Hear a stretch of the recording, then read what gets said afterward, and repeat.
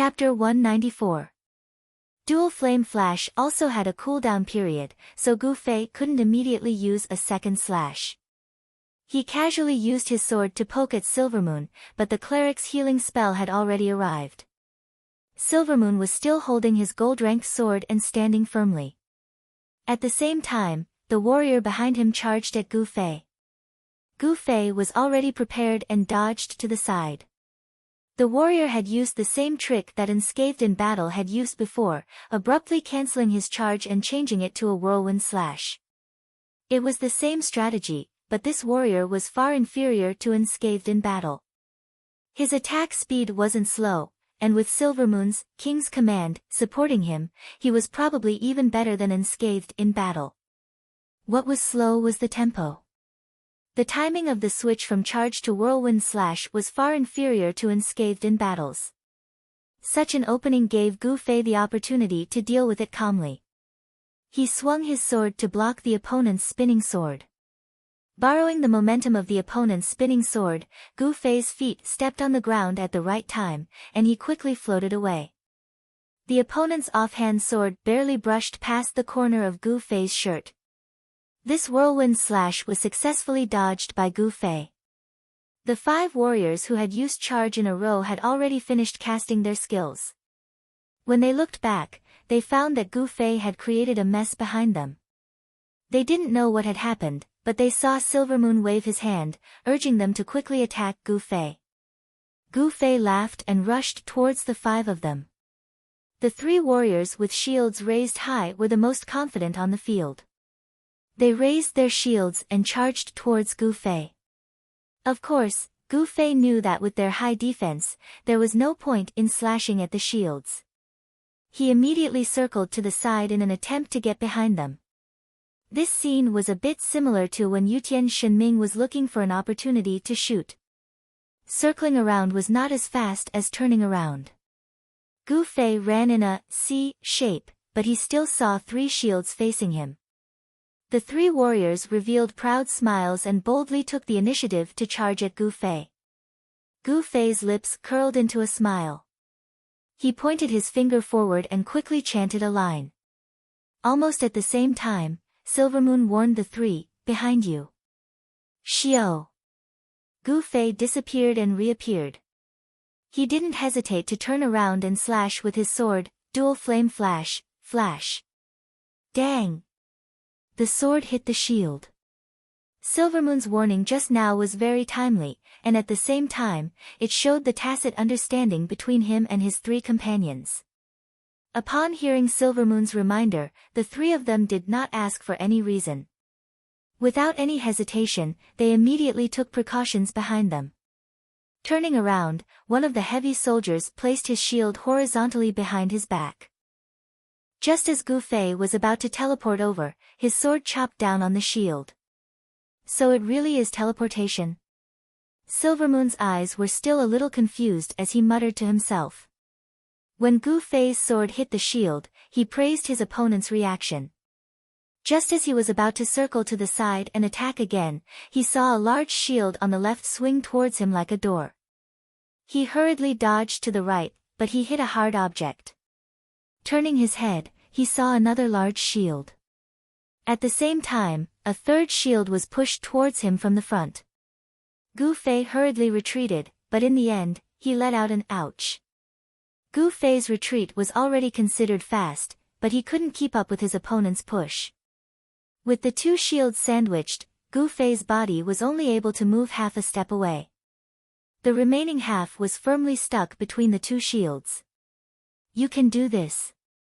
Gu Fei didn't know whether to laugh or cry. He struggled with all his might, but he still couldn't escape. In terms of strength, the difference between them was too great. "Hurry up!"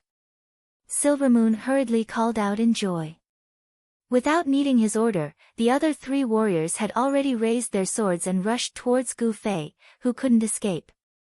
But they still couldn't be faster than Yutian Shenming's arrows. Yutian Shenming and Sword Demon had been constantly paying attention to the situation on the battlefield. After Gu Fei messed up the opponent's formation, the 2 were already looking for a good opportunity to attack.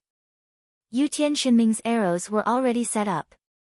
Seeing this situation, he immediately released a sniper shot, hitting the back of one of the heavy warriors who was sandwiched between Gu Fei's legs.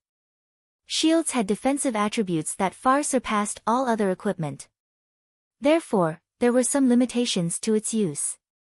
In contrast, if you were wearing a hat with defensive properties, even if the opponent's attack landed on you, the defensive properties of the hat would still be calculated. But shields weren't like this. Their attributes were somewhat similar to the attack power of weapons. They had to be in contact with the opponent for their data to be effective. In other words, if the attack didn't land on the shield, the effects of the shield would be ignored.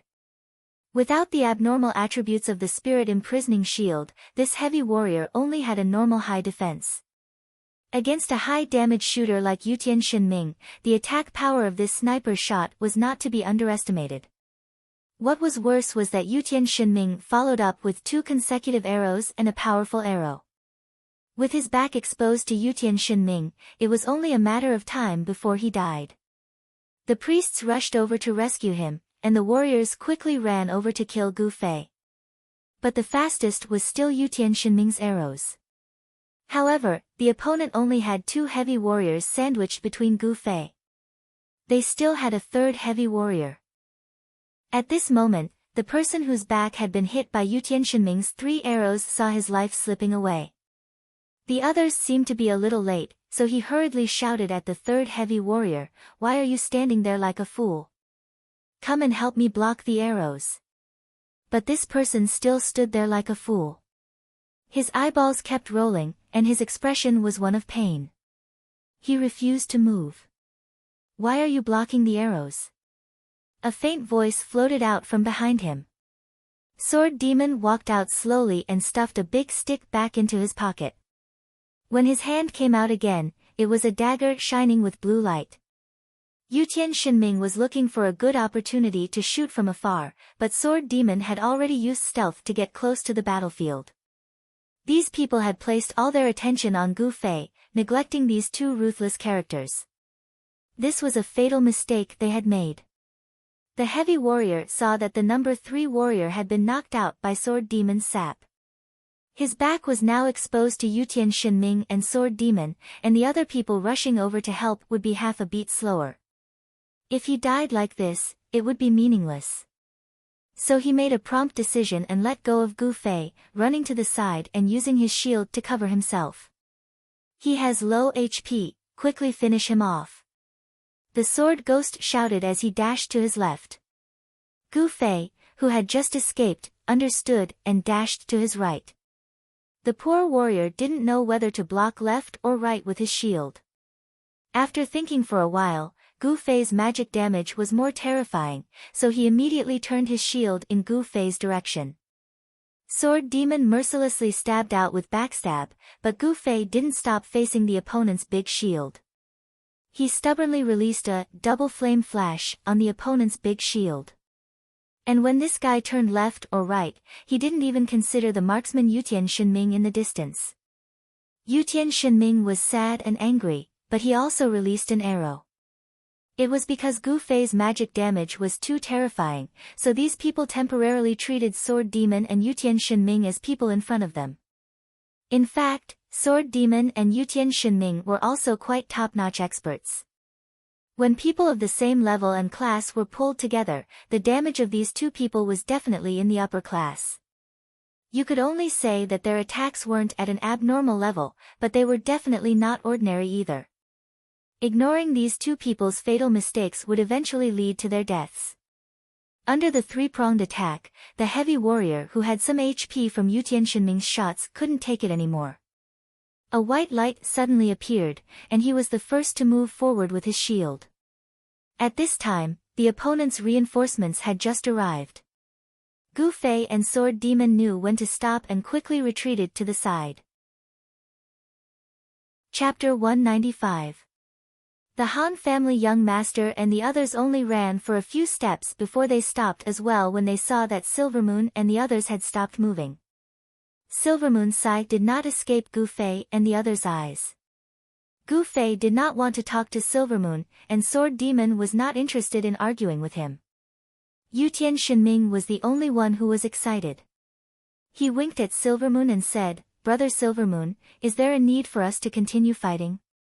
Why don't you guys kill yourselves so that we don't have to waste more time?" "Brat, what are you talking about?"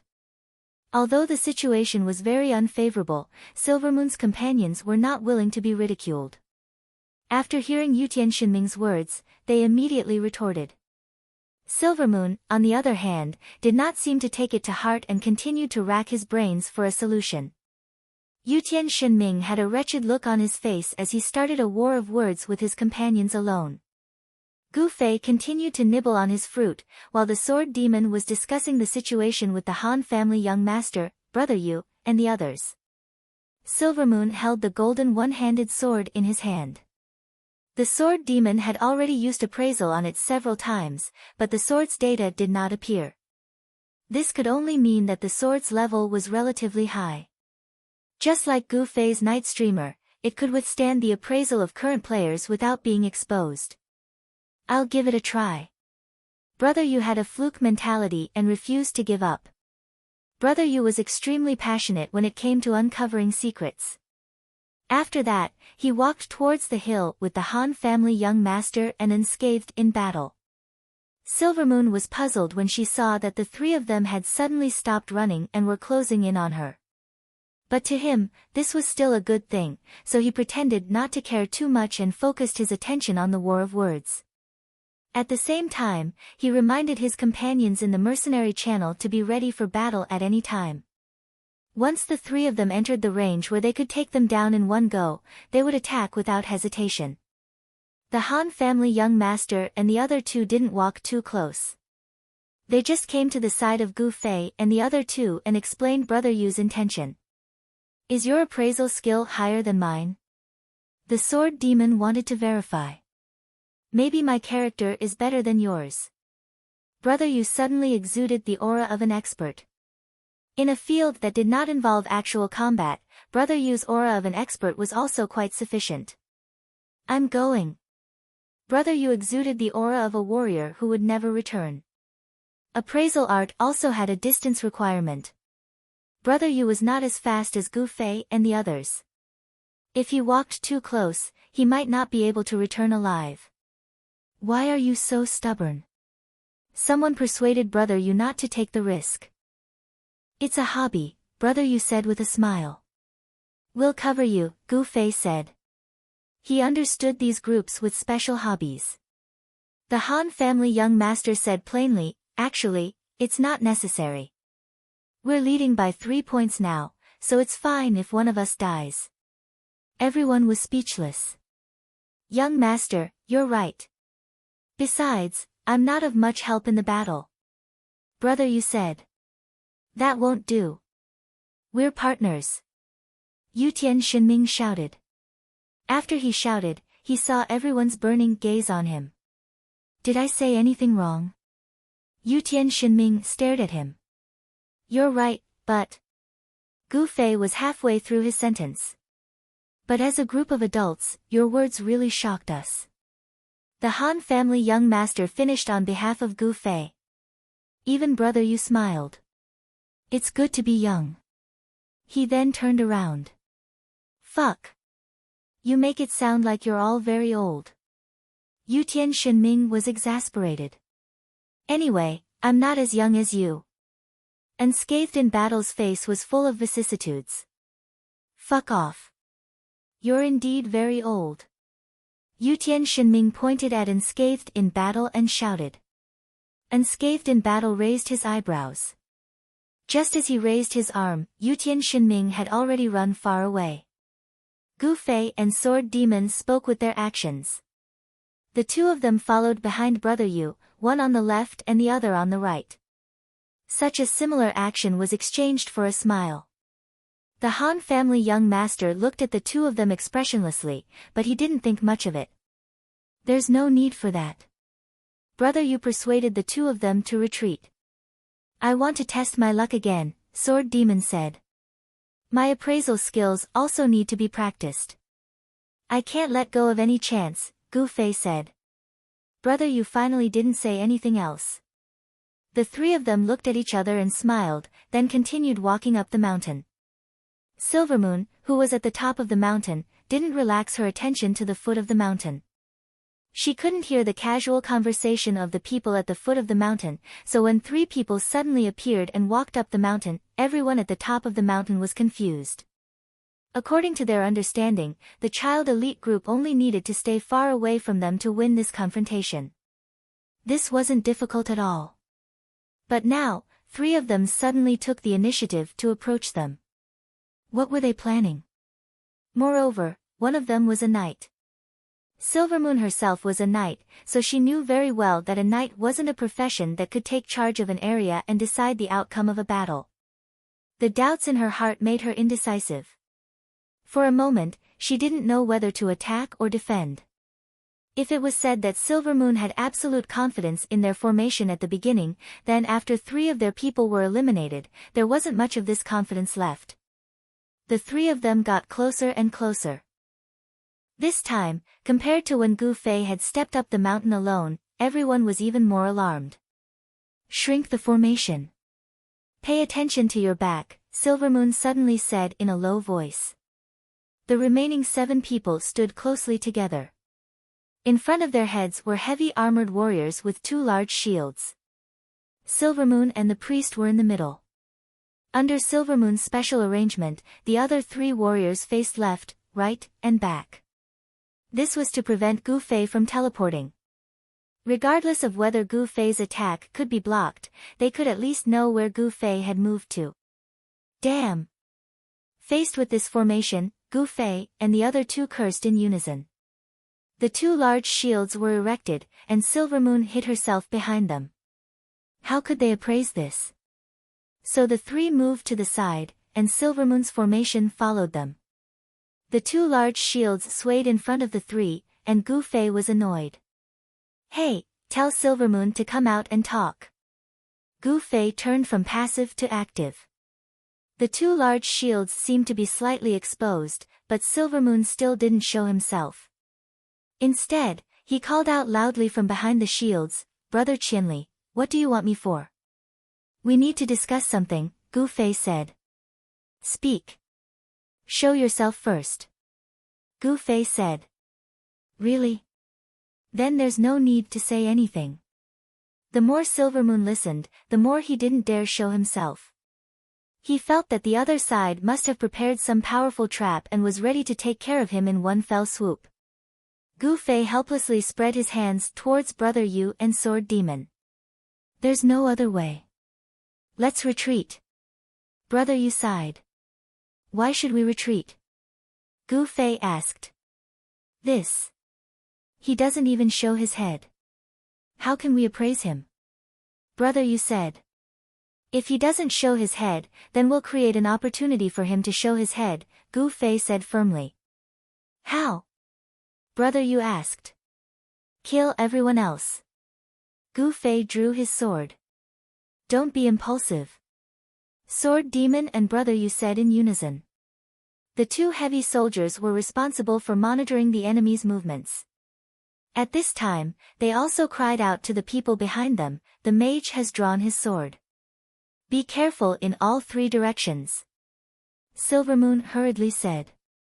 Teleport, move. Gu Fei was already chanting. He disappeared and reappeared. Gu Fei had already appeared behind the other side's formation, and with a backhand slash. The soldier suddenly saw Gu Fei appear in front of him with his back facing him. He thought he had the upper hand, but he didn't expect Gu Fei to turn around so quickly. What was fast rhythm? This was fast rhythm. Different movements were linked together in the most consistent and time-saving way. This was the true reason why Gu Fei's attack seemed so fast that it left people speechless. The soldier thought he could make the first move, but he was too slow. He could only swing his sword to block Gu Fei's attack. Gu Fei casually shook his sword, and the tip of the sword came stabbing out at an angle that normal people couldn't predict. The flames of dual flame flash filled the air. Both the physical and the magic were injured, and the warrior died instantly. At this moment, the other members of the opposing team didn't remain idle. They all turned around and launched their attacks at Gu Fei, especially the two heavy soldiers. Gnashing their teeth, they raised their shields and pounced towards Gu Fei. From the looks of it, they wanted to flatten Gu Fei on the spot. This move again. Gu Fei shouted.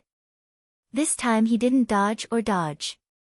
His left hand dug into his pocket and took out the flame baptism. He held it horizontally in front of him. This blade was longer than a person's width.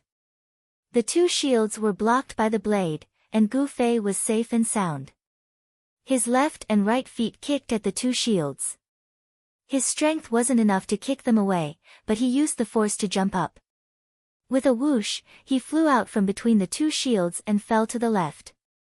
Turning in the air, Gu Fei raised his sword in his left hand and chopped down with his falling body. The sound of metal being cut rang out. Gu Fei's sword had split a heavy soldier from head to toe. He hadn't used any spells, and the ordinary physical attacks of the Night Streamer's sword weren't much to a heavy soldier. However, the momentum and the sound were too frightening. Everyone subconsciously thought that the soldier had been cleaved in two by Gu Fei. It wasn't until this person turned his head in shock that everyone realized that his head was still intact. Dual Flame Flash, Flash. At this time, Gu Fei's Dual Flame Flash's cooldown was over. He immediately slashed out. Not only did he slash the heavy soldier, he also slashed the other soldier who was about to attack Gu Fei. The heavy soldier withstood this attack, but the other soldier disappeared in an instant. Gu Fei's attack didn't just rely on the physical and magic damage of the Night Streak sword. In addition, the Night Streak sword also had a 10% critical damage attribute. He also had a few accessories that increased the probability of fire magic on his body. When all of these were activated, that was the limit of Gu Fei's damage. Chapter 196. Gu Fei's ultimate damage could only be displayed in close combat. This was because the fatal attribute and enchantment attack could only be triggered when the weapon directly hit the opponent. It was impossible to activate them when using spells such as Heavenly Fire Wheel. And right now, Gu Fei was lucky enough to trigger all of these attributes at the same time when he needed them to be activated.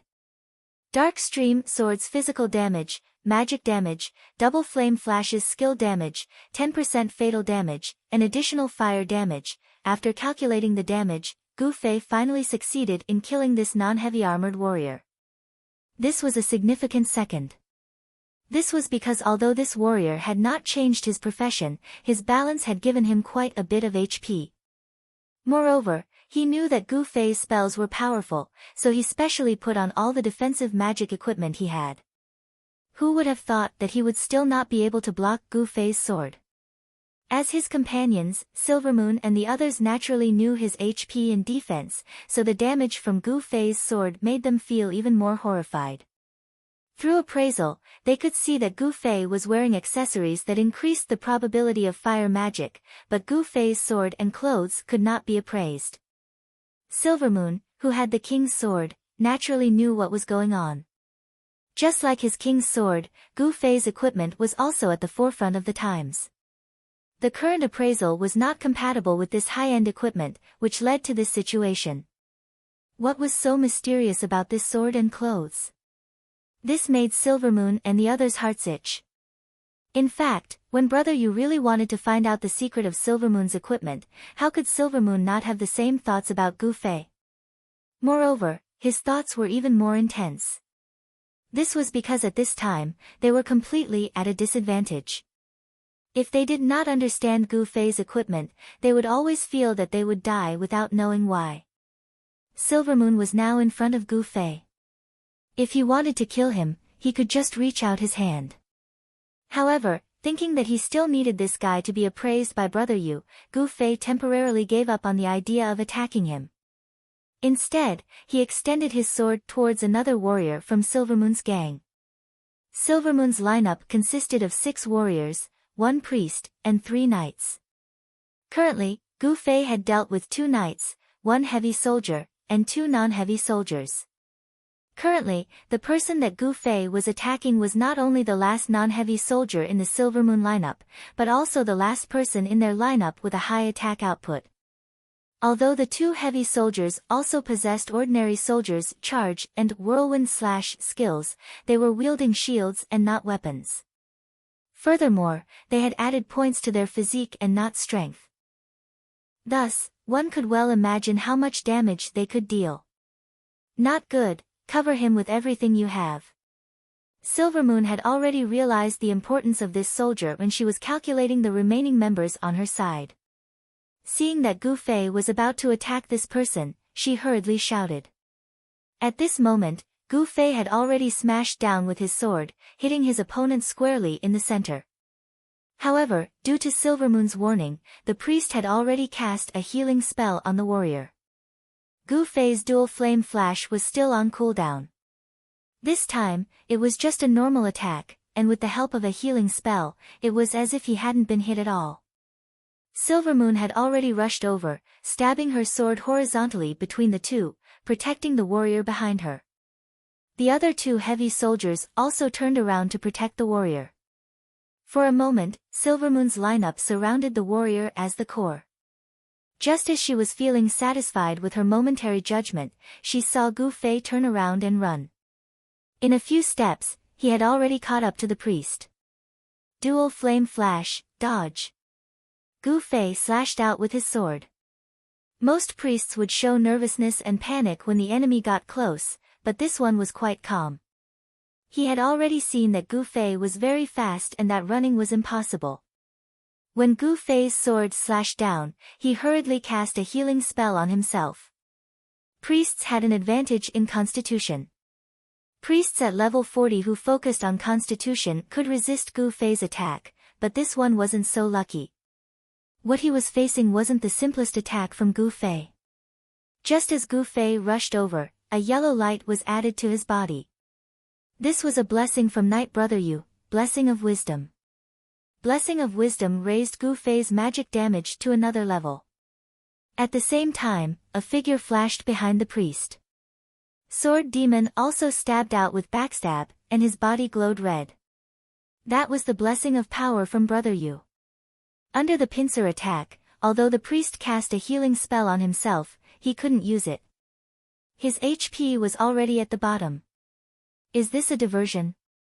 Silvermoon's hands and feet were cold. He looked at the warrior behind him, who was firmly protected by him and the two heavy soldiers, and his heart was filled with regret. Gu Fei was stunned, and then smiled. It's not that deep. Then. Silvermoon didn't understand. I only cut him because he was the closest to me. Gu Fei pointed to the warrior who was protected by Silvermoon and said, if it were anyone else in his position just now, I would have cut them. Silvermoon spat out a mouthful of blood. He was really too nervous, and he was too worried about Gu Fei's magic damage. When people were nervous, it was easy for them to make mistakes. At this time, a careless mistake directly caused the death of the priest. Without the priest, it meant that their side was in a situation where their HP was fluctuating. If this continued, they would definitely lose. And the Han family young master and the other two who were watching the battle from afar obviously saw that their side had a great advantage. There was no need to use any big kiting tactics, and it shouldn't be a big problem to fight head-on against these four people. While talking, the three people had already walked over, but Gu Fei and the other two retreated at this time. The reason was, of course, that Gu Fei wanted to eat fruit again. Your magic power, TSK TSK TSK. The few people sighed in unison. Gu Fei didn't care about it, and pointed to Silvermoon, who was very exposed, and said to Brother Yu, hurry up and appraise him. I've already appraised him. I really can't appraise him. Brother Yu shook his head and sighed. Is this thing also based on probability? Gu Fei asked. This, maybe. The officials didn't clearly announce the information in this area, so no one could say for sure. Kill everyone else, leave Silvermoon, and appraise him a few hundred times. Maybe he will come out, Gu Fei suggested. Is this how you torture him? Everyone sucked in a breath of cold air. Isn't this what Brother Yu needs? Gu Fei looked at Brother Yu. Brother Yu wiped his sweat. Let's deal with him first. Han family young master waved his hand. Wait for my magic power to recover. Gu Fei hurriedly said. Alright, you've already killed a few. Are you going to let us earn points? The few people grumbled unhappily as they rubbed their palms together. They had no intention of waiting for Gu Fei at all. In a face-to-face confrontation, there was no craftiness in tactics. It was basically a matter of individual ability and teamwork. In Silvermoon's group of 4, the 3 warriors formed a triangle with their backs to each other. Silvermoon was in the middle, and he quickly blessed the 3 of them. That was all he could do at the moment. On the child elite group's side, everyone did their jobs. Yutian Shinming shot arrows from afar, unscathed in battle, and Sword Demon closed in, looking for opportunities. Brother Yu blessed everyone, and Han family young master also pulled out his staff, paying attention to the 2 who closed in. Silvermoon and the others didn't have long-range attacks, so those who didn't close in were in no danger at all. Just as unscathed in battle and Sword Demon approached, a golden light suddenly flashed. The 3 warriors had already activated charge and attacked the 2. But the 2 seemed to be prepared. Sword Demon used quick step to the side, while unscathed in battle puffed out his chest to meet the opponent's heavy shield. This collision looked very fierce, but the damage displayed in the game was actually very ordinary. For unscathed in battle, this warrior profession didn't have low defense, it wasn't considered much. Unscathed in battle seemed to receive this collision on purpose.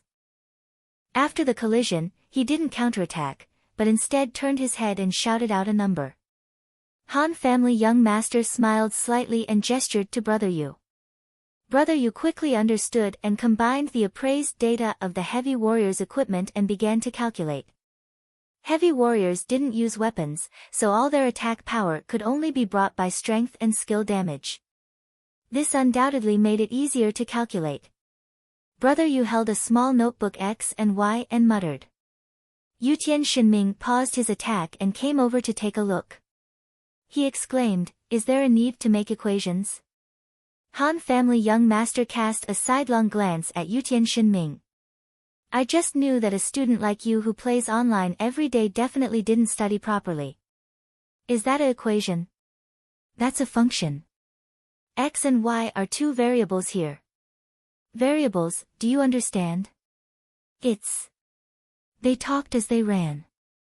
At this time, the opponent had been buffed with the King's Command status, so they naturally wanted to seize the opportunity to launch an attack. Unfortunately, the child elite group was a group of veterans. They wouldn't be stupid enough to clash head-on at this time, so they scattered and ran in all directions. Even unscathed in battle, who was the closest to them, used charge and leaped out. In an instant, he opened up a distance between himself and the others. It was enough for him to escape.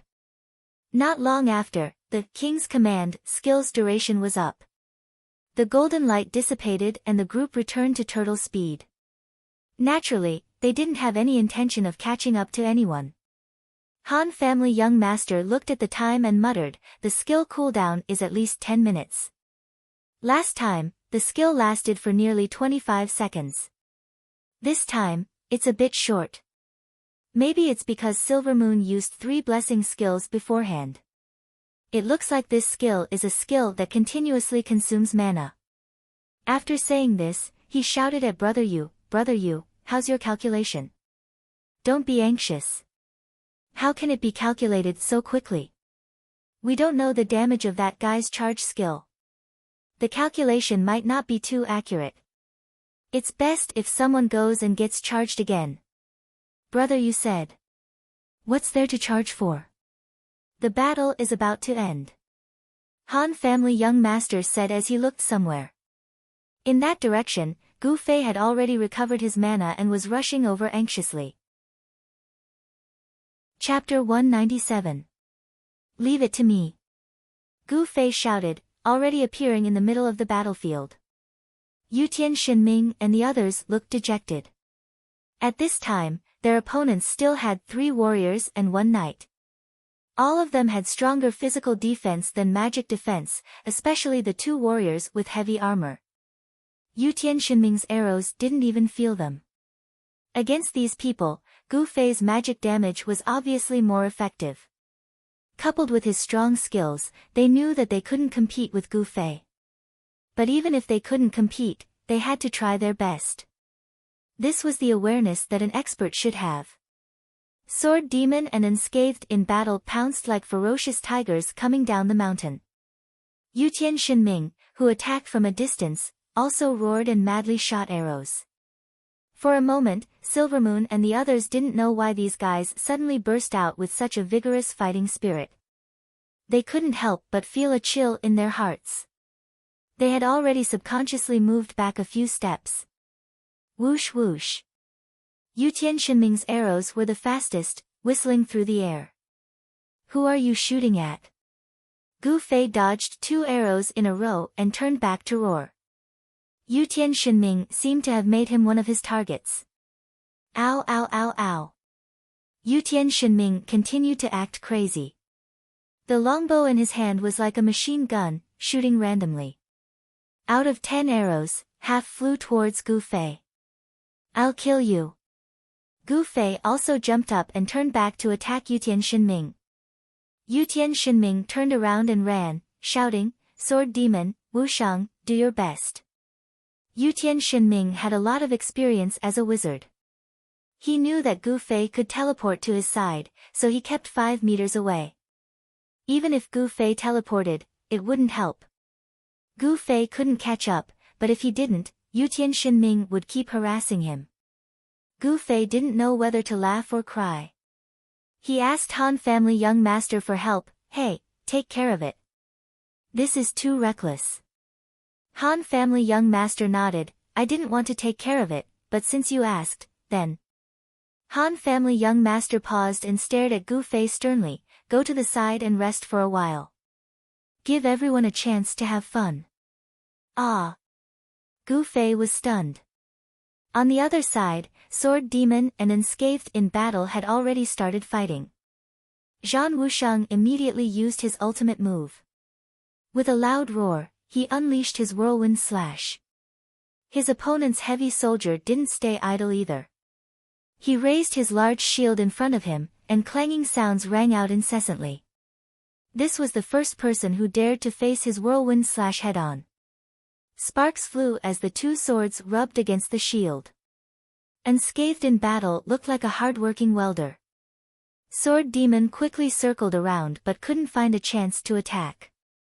After all, the opponent was an expert who had experienced big battles. At this time, the 3 of them had their backs to each other in a triangle. Sword Demon wanted to go behind them, but he didn't have a chance to attack. If a thief didn't use a sneak attack and attacked head-on, he wouldn't be a match for a warrior. Instead of fighting a warrior head-on, it was better to stab the warrior. After all, the opponent didn't have a priest now. 1 drop of HP was 1 drop, and he wouldn't have a chance to recover. Sword Demon fiercely stabbed the shield of the other warrior. Just in time for a burst of luck, it was a fatal attack. Fatal attacks could be said to be the nemesis of high defense and high HP professions. Because fatal attacks completely ignored defense, and the HP was deducted by percentage, the more HP one had, the more damage one would lose. Sword Demon's Frostbite's memories had a 30% critical rate and a 30% critical rate. This was a very scary attribute. It was also the main reason why the attack power of Frostbite's memories was outdated, but Sword Demon still used it as his main weapon. With a fatal attack, the warrior's HP was immediately shaved off 30%, and he broke out in a cold sweat. Ever since he picked up this big shield, no one had been able to deal so much damage to him. He knew in his heart that it was a fatal attack, but 30% critical rate, that was the first time he encountered it. This attack greatly boosted the morale of Sword Demon, and he became more confident with the next stab. However, although a fatal attack was good, it couldn't really be fatal. Because the HP of a fatal attack was always calculated according to the current HP, and the calculation method was a percentage. In theory, it was a math problem that could never be divided to zero. And if Sword Demon didn't use a fatal attack, the attack power of Frostbite's memories couldn't break the warrior's defense at all. He could only rely on this 30% probability to consume the HP. He didn't know what the other party was planning, but he was relying on these two heavy-armored warriors to tank the attacks. After Zhang Wushang had his fill of being an electric welder, he shot a look at Sword Ghost. Sword Ghost understood what he meant, and the two of them circled to the left and right, wanting to attack the ordinary warrior together. But this intention was easily seen through by the opponent, and the four skillfully switched positions. Sword Demon and Unscathed in battle circled around, but all they saw was the big shield. This stalemate didn't last long. Silvermoon, who was in the circle of three opponents, let out a long breath, raised her long sword, and released a few chants. Each of the three warriors was given a life blessing. Life blessing was a skill that automatically recovered some HP every 5 seconds.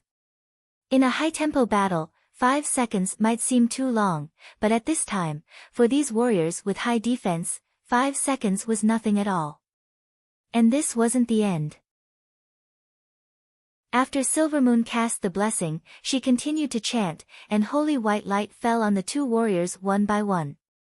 The style was vaguely similar to that of a priest. The experienced experts were all startled. This was the first skill after the paladin profession, Holy Heal. Its effect was the same as the priest's heal, which was also a skill that recovered HP. Sword Demon and Unscathed in battle were very depressed. If they had the heal skill, it wouldn't be so easy for the two of them to exhaust the opponent's HP. After all, the defense of the two warriors was at an abnormal level. Just as they were helpless, the opponent suddenly changed from defense to offense. The two warriors launched a charge at the same time, crashing into the two of them. The damage wasn't much, but the charge had a chance to cause a stun effect. At this time, Unscathed in battle was very unlucky and was stunned, unable to do anything for a while. Although Sword Demon didn't faint, he was pushed far away by the shield. In just an instant, Unscathed in battle had fallen into the opponent's encirclement. "Look," said the Han family young master to Brother Yu. They were defending just now to wait for Silvermoon to recover his mana. Once again, this proves that his OP skill continuously consumes mana. Just now, he used up all his mana. Brother Yu nodded and excitedly yelled at Unscathed in battle, "What was the damage of that charge just now?" "Damage my ass. Hurry up and help me," roared Unscathed in battle. At this time, surrounded by 4 people, the two warriors didn't have much attack power. However, the 2 large shields on the left and right blocked Unscathed in battle's path. Silvermoon and the other warrior took out their swords and stabbed at Unscathed in battle to vent their anger. Brother Yu's eyes lit up even more.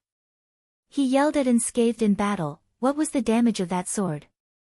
Hurry up and write it down, hurry up and write it down." He tried to use this opportunity to figure out the normal attack attributes of Silvermoon's king's sword. What a bunch of scum. Unscathed in battle looked up to the sky and sighed. He wanted to cry, but no tears came out. "Even if you die, you have to die for something," shouted Brother Yu. "Collect data." That being said, no one would really let Unscathed in battle get stabbed to death. Everyone temporarily put down what they were doing and came to help. The Han family young master quickly cast a few healing spells on Unscathed in battle. Brother Yu also cast a blessing of endurance to help slightly increase his defense. Sword Demon waved his large staff and rushed over to help Unscathed in battle. The entangled Gu Fei and Yutian Shinming came to help in time. Yutian Shinming roared and finally shot his arrows at the enemy. Gu Fei threw a small fireball over and followed closely behind. "Hold on." Silvermoon was also gritting her teeth. They desperately wanted to finish off Unscathed in battle before the enemy's reinforcements arrived. But with just his and the warrior's normal attacks, finishing off Unscathed in battle wasn't something that could be done in an instant. Seeing that their efficiency was far from enough, the warrior opposite Silvermoon yelled, "Spread out." There was no need to say anything about the tacit understanding between the few of them. The two heavy soldiers took a step back, while Silvermoon did the same. At the same time, she cast a power blessing on the soldier. The warrior let out a low roar and lowered his sword, preparing to use whirlwind slash on Unscathed in battle. This was much more effective than the two's normal attacks. Whether or not they could kill him depended on this one move. Everything happened so quickly and suddenly that Unscathed in battle couldn't react in time. Under their expectant gazes, the space behind Unscathed in battle suddenly shattered and distorted. "Fuck!" Silvermoon roared. He had seen this scene many times today, and it really gave him a headache. Gu Fei had already teleported behind Unscathed in battle. The sword in his hand had already been swung, and with the chant of "Dual Flame Flash," it struck the warrior's body. Taking the initiative to kill the opponent before they could activate their whirlwind slash was Gu Fei's forte against warriors.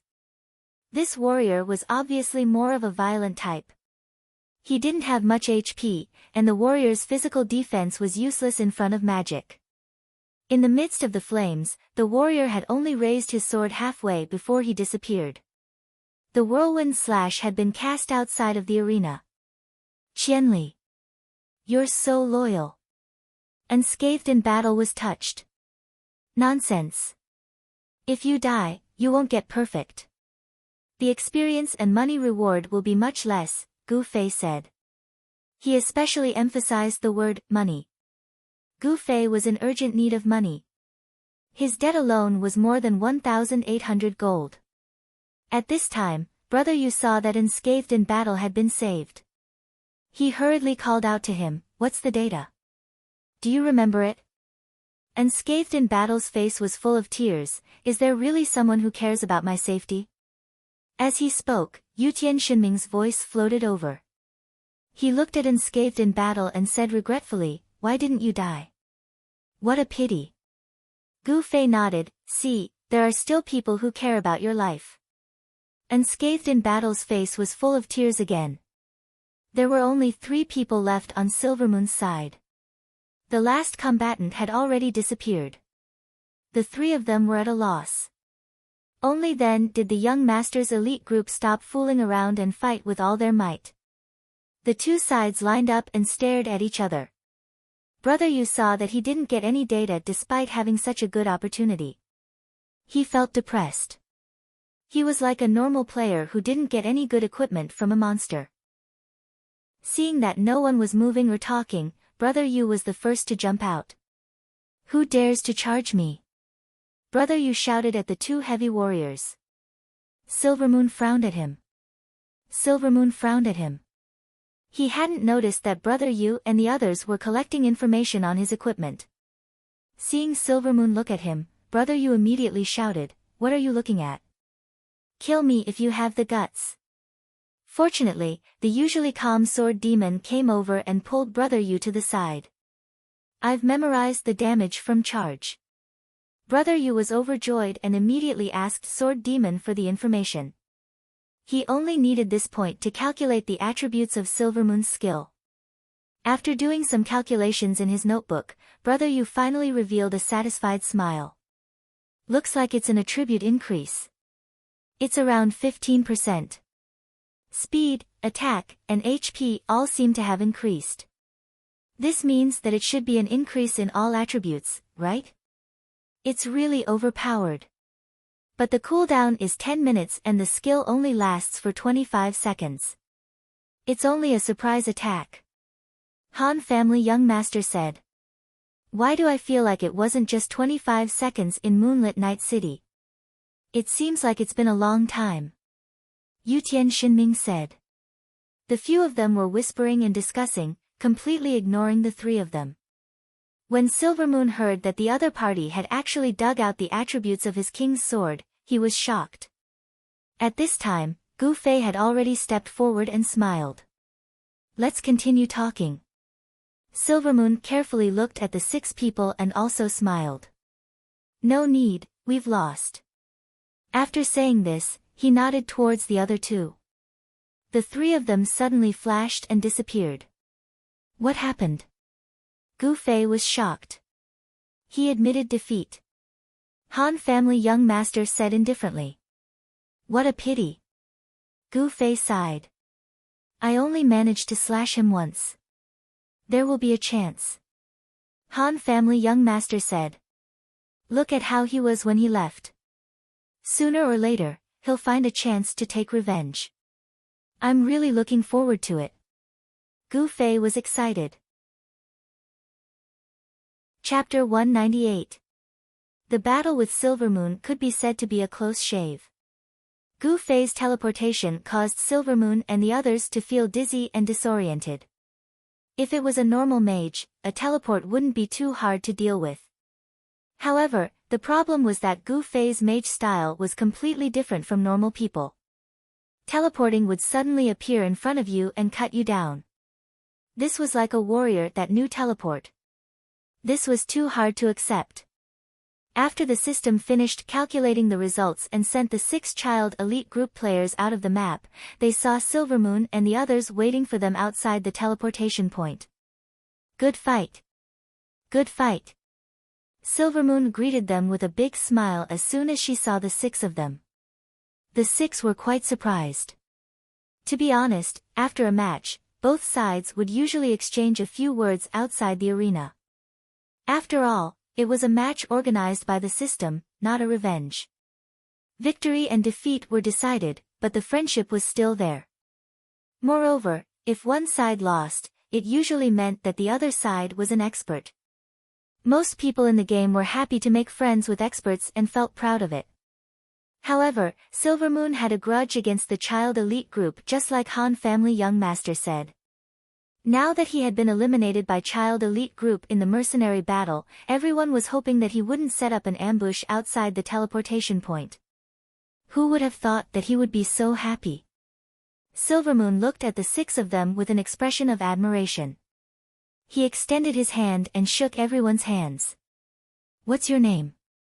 What's your name? Apart from Gu Fei, he asked everyone's name. These people's names were all very famous in the online gaming world. When Silvermoon heard them, his jaw dropped. He couldn't help but shout, I've heard a lot about you. I've heard a lot about you. When it came to Han family young master, Silvermoon tilted his head and thought for a while. He couldn't remember who this person was, so he treated him as a new talent like Gu Fei. I didn't think Cloud City would have so many epic experts. Silvermoon couldn't help but sigh. Epic level. Such exaggerated praise made the experts quite happy, and they couldn't help but feel a little lightheaded. Silvermoon then picked out a few people's strong points and praised them. For example, Imperial Divine Cries Mage, Invincible Battles Warrior, Brother Yu's Omniscience, Sword Ghost's Kingly Aura, and so on. A sugar-coated bullet. They were all corroded. Gu Fei thought to himself as he looked at Yutian Xinming, unscathed in battle, and Brother Yu, who were already overjoyed. Look at the sword demon. As expected of someone who was born as a boss. In the face of such flattery, he was quite resistant and didn't bat an eyelid. Silvermoon, the Han family young master, did not know his true identity and was not familiar with him. For a moment, he did not know what to say, so he simply said, This brother is too handsome. Yes, I know. The Han family young master responded faintly, which directly stunned Silvermoon for 3 seconds. He had to clench his teeth to not spit out the words, too shameless. Next was Gu Fei's turn. This time, thousands of words really turned into one sentence. Silvermoon said passionately, Brother, you are too strong. Gu Fei smiled modestly. At this point, Silvermoon finished greeting everyone and began to say goodbye reluctantly. We are all playing mercenary groups. I hope there will be opportunities to cooperate in the future. After saying that, he said goodbye and left first. This Silvermoon was indeed born as an expert. His words of praise were very precise. If it was Gu Fei who did not have a deep understanding of the game, he wouldn't even understand what he was praising. However, the two people involved, Yutian Shinming and Unscathed in Battle, were still intoxicated after Silvermoon left. This made the two of them extremely happy. Then they went to Little Ray's bar to celebrate a little and advanced to the next round. In the process of despising Yutian Shinming and Unscathed in Battle, the two of them insisted that they were just fooling around. That kind of trash is not even in my sight. Yutian Shinming glared at the front and made a aiming gesture. However, it seems that he no longer cares about what happened in Moonlit Night City. If that is really the case, this person is quite magnanimous. Brother, you said. However, the Han family young master sneered. Magnanimous? I think he is very shrewd. In today's confrontation, he quietly set up a few traps. Fortunately, Qianli's newly mastered teleportation completely messed up his plans. Otherwise, the result would be hard to say. Set up a trap. What kind of trap? Yutian Shinming asked. Using a defensive stance to lure us into close combat with them. Han family young master said. Long-range attacks are useless. Their defense is too strong. Yutian Shinming said. That is why I said that even though you know it is disadvantageous, you still have to step into a trap. Han family young master said. Pfft. Let's see who has the patience. Yutian Shinming said. It doesn't matter to us. Han family young master stretched his body. I just don't know if anyone will participate in the guild confrontation when it is 9 o'clock. Huh? Yutian Shinming was startled. Then after another 2 to 3 hours, I don't know if anyone will be in a hurry to go offline. Han family young master looked at Gu Fei. That is why I rushed up and killed them all. Gu Fei clenched his fists. At the mention of this matter, everyone became depressed again. Gu Fei had taken care of all the enemies in this match. Even if the others had help from the side, their contributions wouldn't be as great as his. Imperial Sky Shinming watched as Sword Ghost took out a small notebook to calculate the points of this match, and he couldn't stop shouting, ah ah ah ah. Actually, the biggest reward from this match is the data of Silvermoon's skill. Don't you think so? Han family young master suddenly said. Everyone immediately understood when they heard this. They all expressed that this was the main point of the match and that it was the most important aspect of the match. It was under my tactical arrangement that we managed to dig out the secret of Silvermoon's skill. Give me more points. Han family young master went up to look at Sword Demon's record. My calculations are also very complicated. Give me a few more points. Brother, you also patted Sword Demon. The data I got from being attacked. Unscathed in Battle also came up to take credit. Sword Demon nodded his head and said, I also got attacked and got my data. What about me? What about me? Yutian Shinming was anxious. He couldn't think of any contribution in this matter. You lent me the pen and notebook I'm using. Brother, you waved the arithmetic book he had just used. Oh yeah. Yutian Shinming's worry turned to joy. Qianli didn't contribute at all. TSK TSK TSK. Everyone looked at Gu Fei and sighed. Gu Fei originally didn't want to argue with these guys about these stupid points. After all, he wasn't as passionate about these little things in the game. However, when he saw the gloating looks on their faces, he knew that they were up to no good on purpose. He immediately felt that he couldn't let them succeed in their scheme. He immediately asked, You can get points for gathering information on that skill? Of course, of course. And you'll get a lot of points. Yutian Shinming immediately said. Give me a pen and paper. Gu Fei extended his hand. What for? I have information. Gu Fei said. Everyone was confused. Brother Yu pulled out a piece of paper from his notebook and gave it to Gu Fei along with a pen. Gu Fei took it and bent over the table. Not long after, he started writing. After a short while, He handed it back. 100% accurate and detailed information. Everyone continued to be confused as they took it. Equipped King's Sword. Added battle formation, King's Command. Effect, all party members within range have their stats increased by 15%. Mana cost per second is 4% of max skill cooldown, 10 minutes. It wasn't just the description of the skill. Gu Fei also wrote down the King's Sword's normal attack numbers as well as the +8 to all stats. It's pretty good. Yutian Shinming was the first to snort. It's real. Gu Fei smiled. How do you know? Yutian Shinming said. Just ask the boundless Mang Mang. Gu Fei said. Everyone was stunned. Especially Brother Yu, who was doing math until his head was about to explode.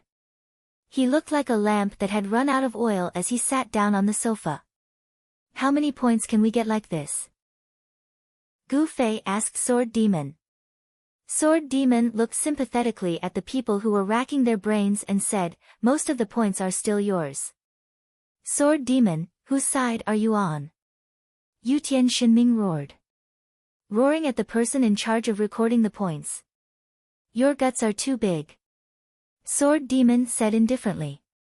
Sword Demon, who was familiar with the rules and regulations of the game, obviously wouldn't be easy to deal with.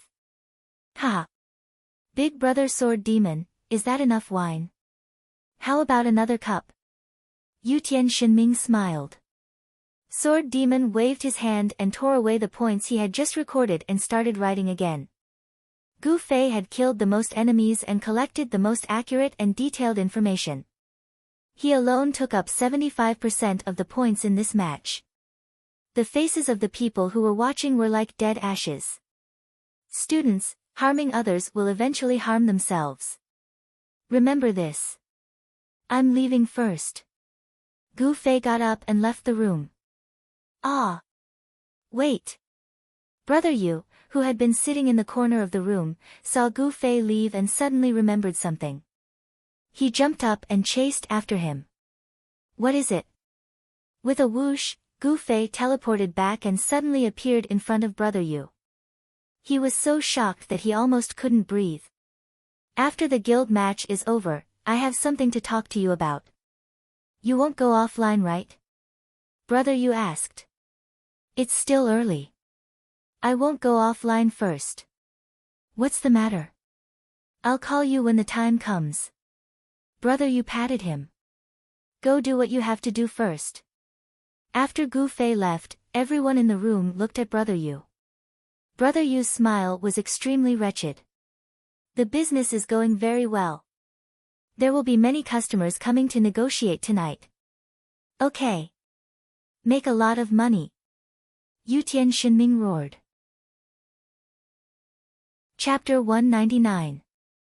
Of the 6 members of Child Elite Group, only Yutian Shinming would participate in the guild competition after the mercenary tournament.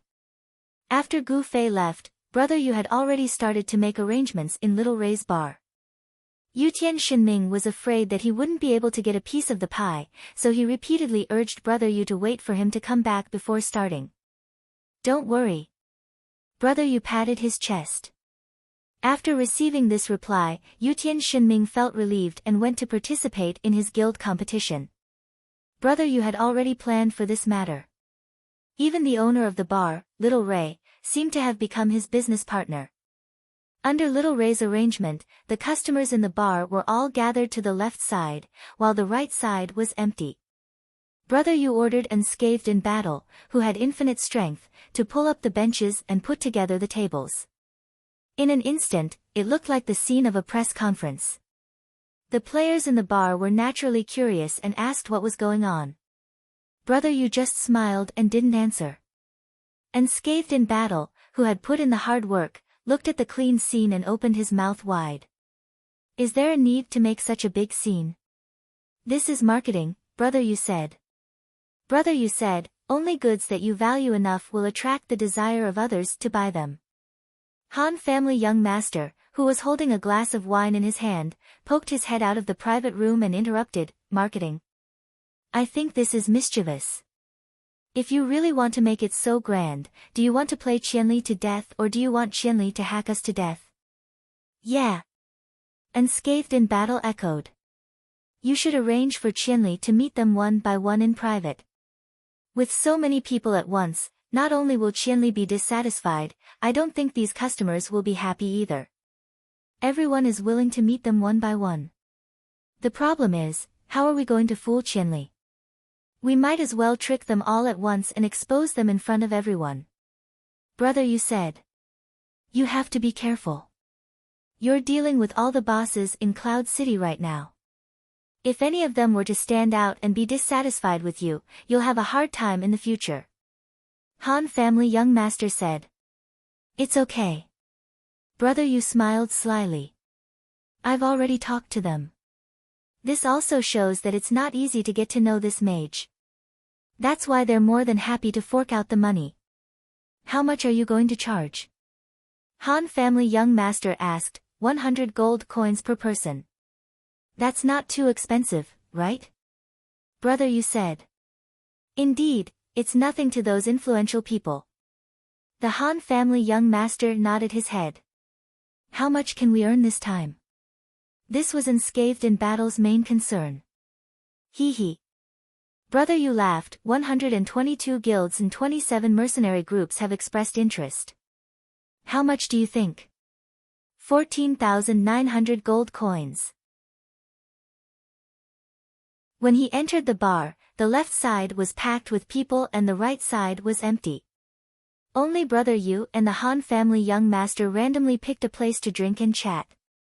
When they saw Yutian Shinming suddenly enter, the two were even a little surprised. Brother Yu looked at the time. It's over already. Had reigning the four seas become so powerful?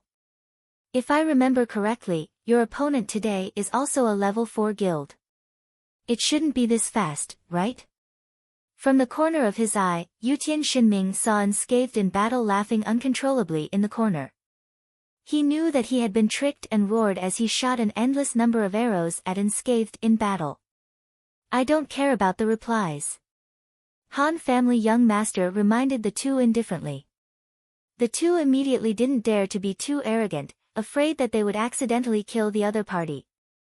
Although they often hoped that the other party would die a horrible death, they hoped that the other party would be surrounded and killed, ambushed and PK killed, or accidentally killed by their comrades in battle. They never hoped that the other party would die by their own hands. Yutian Shinming temporarily calmed down and looked at the layout of the bar. Like the many players who didn't know the inside story, he asked, what are they doing? Gather up, it'll be over in one meet and greet. Brother, you said, and then instructed unscathed in battle, you have an important mission, which is to keep an eye on Qianli. Don't let him escape. If you notice that the situation isn't right and he wants to escape, you have to catch him. Since it's come to this, just ignore his wishes. Unscathed in battle's face was gloomy. This mission is too dangerous. Brother, you nodded. So in terms of money, we will give you an appropriate amount of compensation. If I really die, no amount of money will be able to make up for the damage to my heart.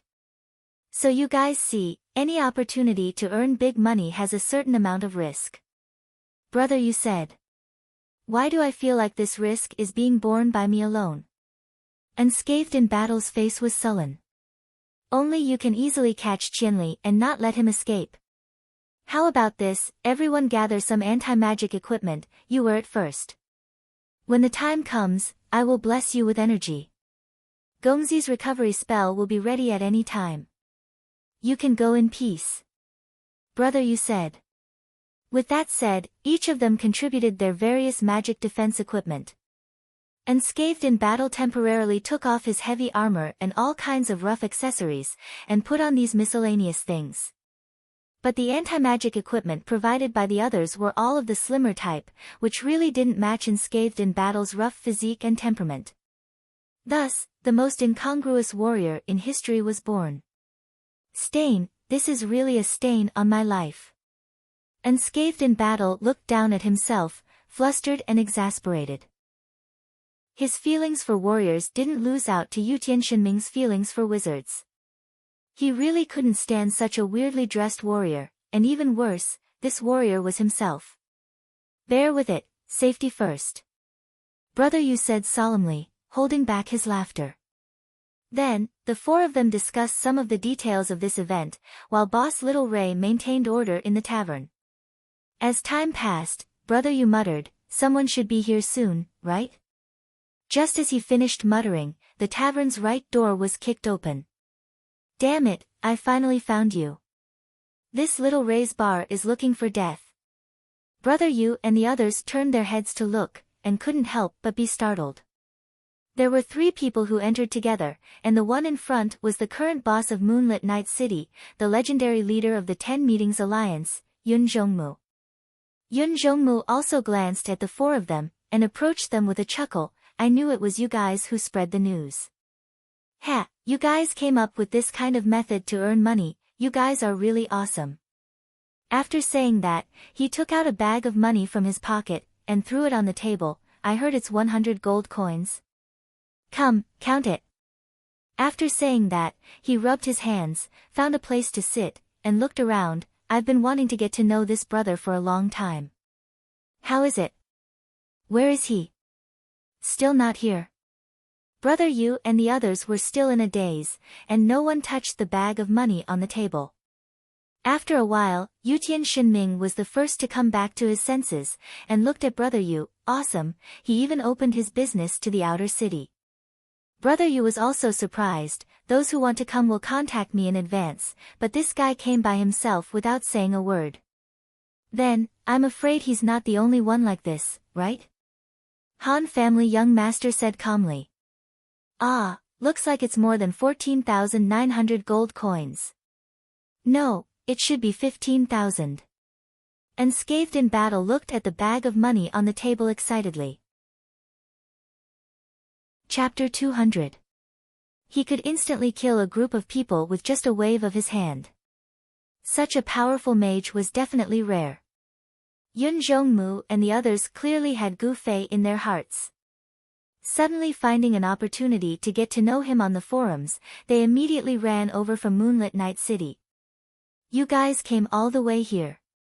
Don't you need to participate in the mercenary competition today?" Brother Yu greeted the three of them. "It would take at least 2 to 3 hours to get here from Moonlit Night City." Yun Zhongmu laughed. "With the strength of our mercenary group and guild, missing 3 people doesn't matter at all." After saying this, he swept his gaze across the empty area in the tavern. "What a big show, there must be a lot of people coming tonight."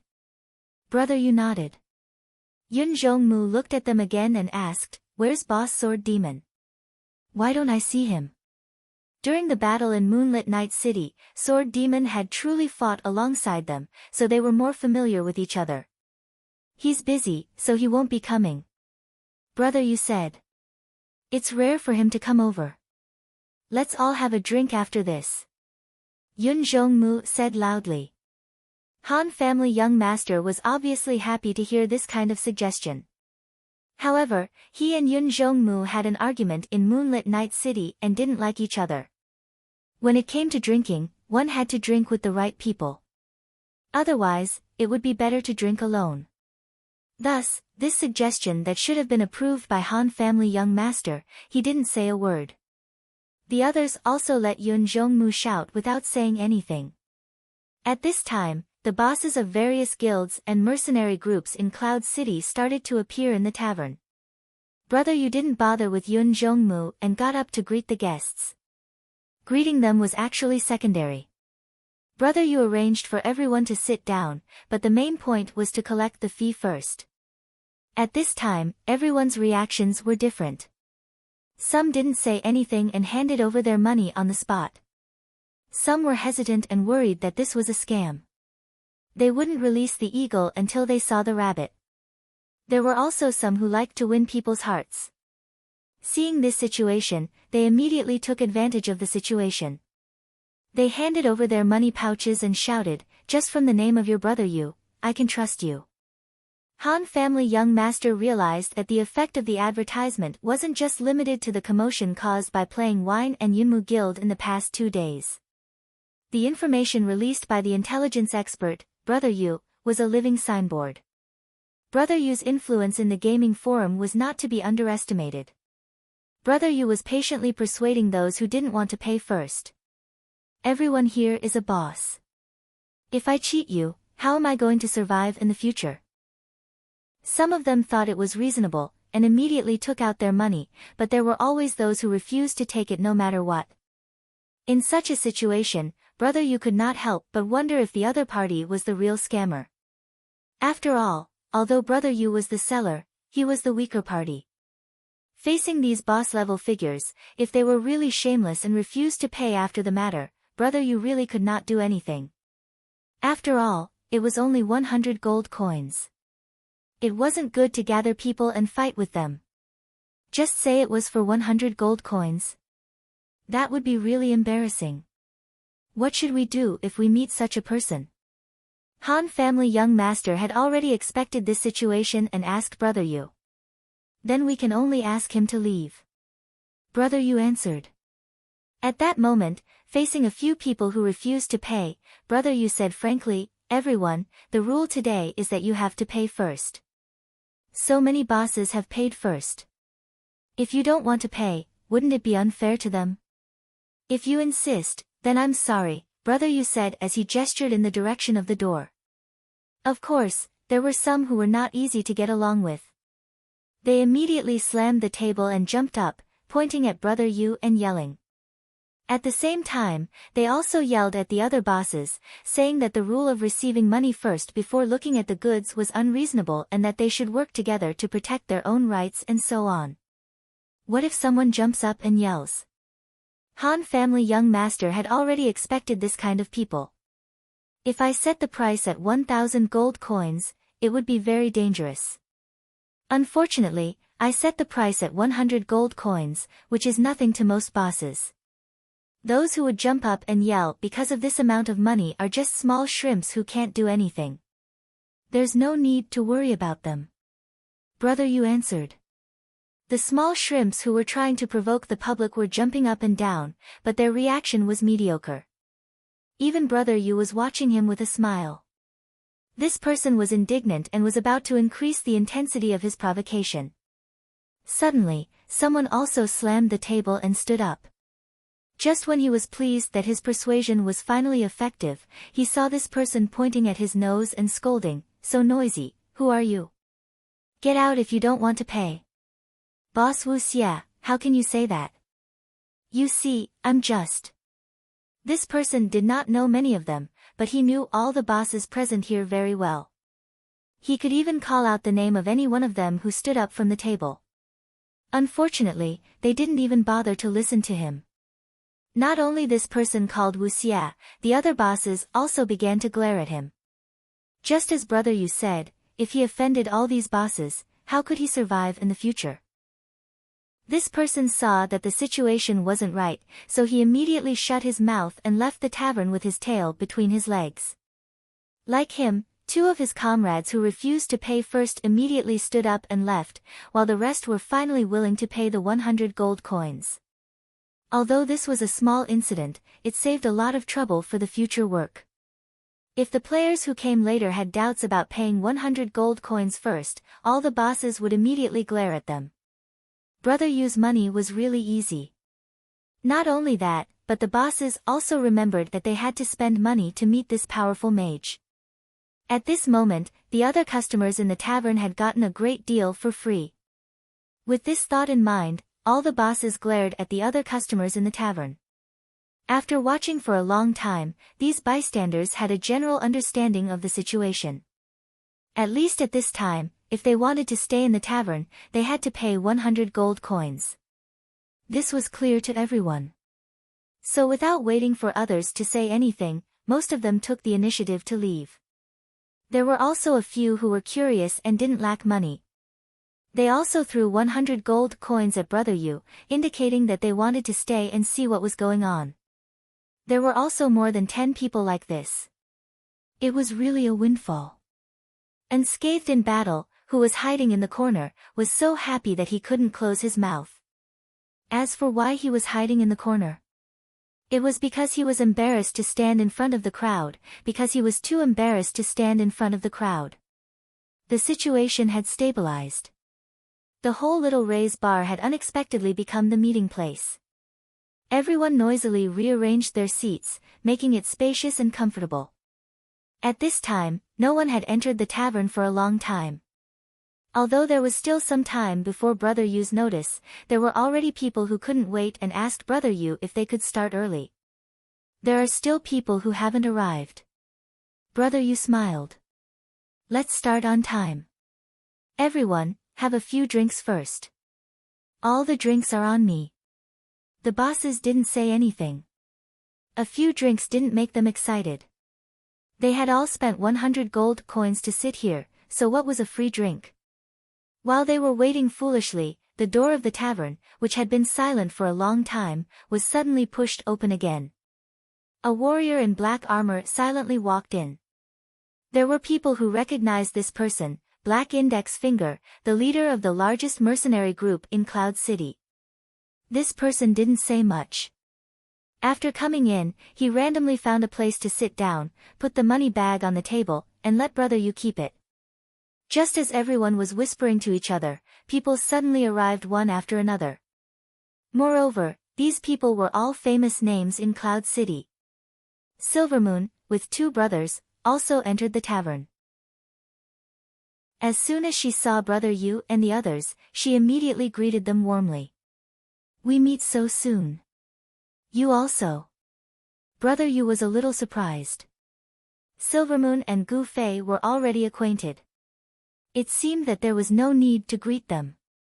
Silvermoon didn't say anything, paid the money, and sat down. After that, 4 girls from the Rebirth of Amethyst also came down. July, Luo, Slender Waist Dance, and Fiercely entered the tavern together. This group made Brother Yu faint. These people were so familiar with Gu Fei. What were they doing here? After casually throwing 100 gold coins, Slender Waist Dance glanced at Brother Yu. Let's see what you guys are up to. Then, another mage, a fighter, and a thief entered the tavern. Before Brother Yu could go up and talk, Yutian Shinming had already jumped up. What are you doing here? Killing a level mage. Of course I want to get to know you. The mage smiled. You are? Brother Yu asked. Drifting. The person replied as he handed over the money bag. The tavern immediately went into an uproar. Unlike Slender Waist Dance, who was in Cloud City and had joined the Rebirth of Amethyst, not many people knew that Drifting was also in Cloud City. The bosses immediately felt their blood boil. This kind of person was also someone that they should focus on recruiting. Many people looked at Drifting and Slender Waist Dance, guessing if there would be any sparks between these two who were both part of the 5 roaches. Unfortunately, there was no communication between the two. Yutian Shinming jumped up and down to Brother Yu's side, pointing at Drifting's money bag and shouting, take it, making him spend 100 gold coins, only to find out that this person was Qianli, whom he had known for a long time. Ha, this feels good. Yutian Shinming had a wicked fantasy in his mind. After Drifting paid the money and sat down, another person entered the tavern. It was an extremely beautiful girl. She looked around and muttered, I should have done this earlier, as she took out her wallet. Unexpectedly, a few of the bosses had already flipped the table and stood up, pointing at the girl and about to take out their weapons. The girl was shocked, as if she had just woken up from a dream. That's right, how can such a public method be suitable for me? As he muttered to himself, he had already fled, leaving Brother Yu, who had stretched out his hand to receive the money, at a complete loss.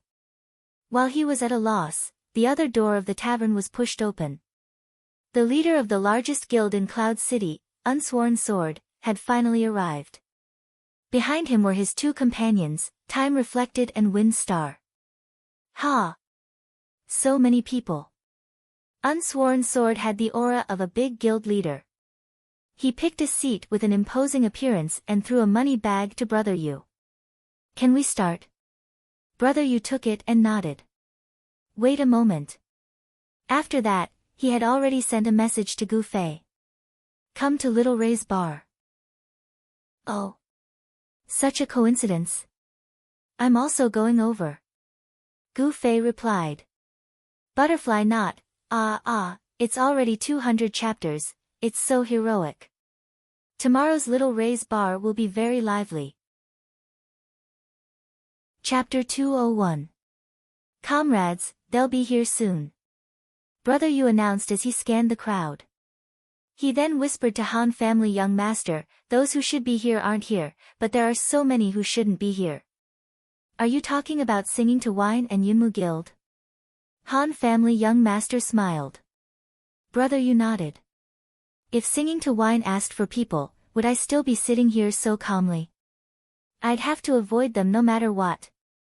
Han family young master smiled. What's going on? Brother Yu asked. I'm not sure. I think they've already met up with Qinli. Han family young master said. That means Yunmu Guild is the same. I didn't expect their advertisement to be so effective. Brother Yu was surprised. The Han family's young master shrugged. Brother Yu scanned the crowd again and said to Han family young master, I also saw some people hiding, as if they're too embarrassed to show their faces in front of everyone. They're all new faces. The Han family's young master nodded. I've noticed it too. Both of them subconsciously glanced at the few people hiding in the shadows. We don't have time to think so much. The focus of this event is still on Qinli. Let's get ready. Han family young master said. Brother Yu nodded and signaled to Unscathed in Battle. Unscathed in Battle came out from a dark corner. The noisy bar instantly quietened down. What's that? A pet? I've never heard of a pet system. The bosses whispered. Unscathed in Battle's outfit was too weird. As a VR game, one couldn't just look at the stats. Appearance was also an important factor. At that moment, Zhang Wushang's messy collection of various styles was put together like an abstract oil painting. Imperial Sky Divine Ming was laughing so hard that his mouth was cramping, attracting the attention of some people. Unfortunately, he was noticed by Sword Without Oath, who had just arrived and immediately called out, Imperial Sky, why are you here too? As the guild leader, he didn't necessarily know everyone in the guild, but Imperial God Ming's name alone was enough to draw attention. Naturally, Unsworn Sword paid some attention to him. If it wasn't for Yutian Shinming's young age and the fact that he wasn't playing sorcerer, he would have invited him to be a core member long ago. Imperial Sky God Ming was so pleased with himself that he exposed himself, but he quickly turned from guest to host. President, you're here too. You also want to get to know this mage? Why don't you just ask me? I know him. At this time, the Sword of No Oath had already been paid, and Imperial Heaven Divine Ming also began to boast shamelessly. However, it was only 100 gold coins, so Unsworn Sword didn't feel any regret. Instead, he felt that there was someone in the guild who knew the sorcerer, and there would be many opportunities to talk to him in the future. There were so many people here today, and they were probably just here to get to know each other. If they were lucky, they could add each other as friends. It was probably impossible to talk about roping him in today. Zhang Wushang shocked everyone the moment he showed his face. He was so shocked that he was embarrassed on the spot. Brother Yu patted him on the shoulder and whispered in his ear, "We'll give you more money." Zhang Wushang gritted his teeth and steeled his heart. He didn't care anymore and strode to the door with his usual bold steps. They had already planned it out. As soon as Gu Fei entered the door, Unscathed in Battle would put his arm around his shoulder intimately. This way, he would never be able to escape. Little Ray. Close that door. Brother Yu said to Little Ray. There were 2 doors in the tavern, one on the left and one on the right. Unscathed in Battle guarded the right door. Little Ray nodded. As the owner of the tavern, he was allowed to do this. He was about to lock the left door, but it aroused some of the boss's suspicions. Guarding the right door and locking the left door at the same time. No matter how you looked at it, they were going to close the door and beat the dogs. The experienced bosses were all on alert, especially the ones that Brother Yu and the Han family young master were paying attention to. For a moment, they seemed like they were going to rush out first. Brother Yu did not foresee that this would cause suspicion. He explained, "I just don't want to be disturbed. What I'm selling should be considered information. Only those who paid will sit here. If someone accidentally broke in and heard the information for nothing, it would be unfair to everyone." Brother Yu did not say that he was afraid of the goods escaping. Instead, he found such a high-sounding reason. The bosses accepted this explanation and no longer cared about how little Ray locked the door. They continued to pay attention to the colorful unscathed in battle guarding the right door. At this moment, the right door was pushed open with a squeak. A mage in a black robe appeared in front of everyone's expectant eyes. The bosses looked over eagerly, but found that this person had a mask on his face. However, the familiar Brother Yu and the Han family young master could tell that this person was Gu Fei from the shape of his body. Brother Yu was puzzled, but he quickly winked at Unscathed in Battle. "Ha, why are you so late?" Unscathed in Battle laughed amiably. He stretched out his arm to put it around Gu Fei's shoulder. Unexpectedly, Gu Fei seemed to be prepared. He dodged Unscathed in Battle's arm in a flash. He stared at Unscathed in Battle in surprise and said, "What is this?" "It's me." Unscathed in Battle hurriedly put his face in front of Gu Fei. "How did you end up like this?" Gu Fei was surprised. "It's a long story, cough." Unscathed in Battle said as he slapped Gu Fei again. However, Gu Fei took a step forward and dodged the slap. He took a few steps and arrived in front of Brother Yu. "Why are you looking for me?" Brother Yu cleared his throat and was about to speak when Gu Fei suddenly reached out his hand to stop him. "Wait for me in the private room first. I'll come in after I'm done." "Ah, what do you want?" Brother Yu was stunned. Gu Fei waved his hand and threw a gold coin at Little Ray. When he saw the signal, Little Ray was instantly stunned. Then, he saw Gu Fei kick over a bench in front of him. He pulled out his sword and shouted, "Wanted mission.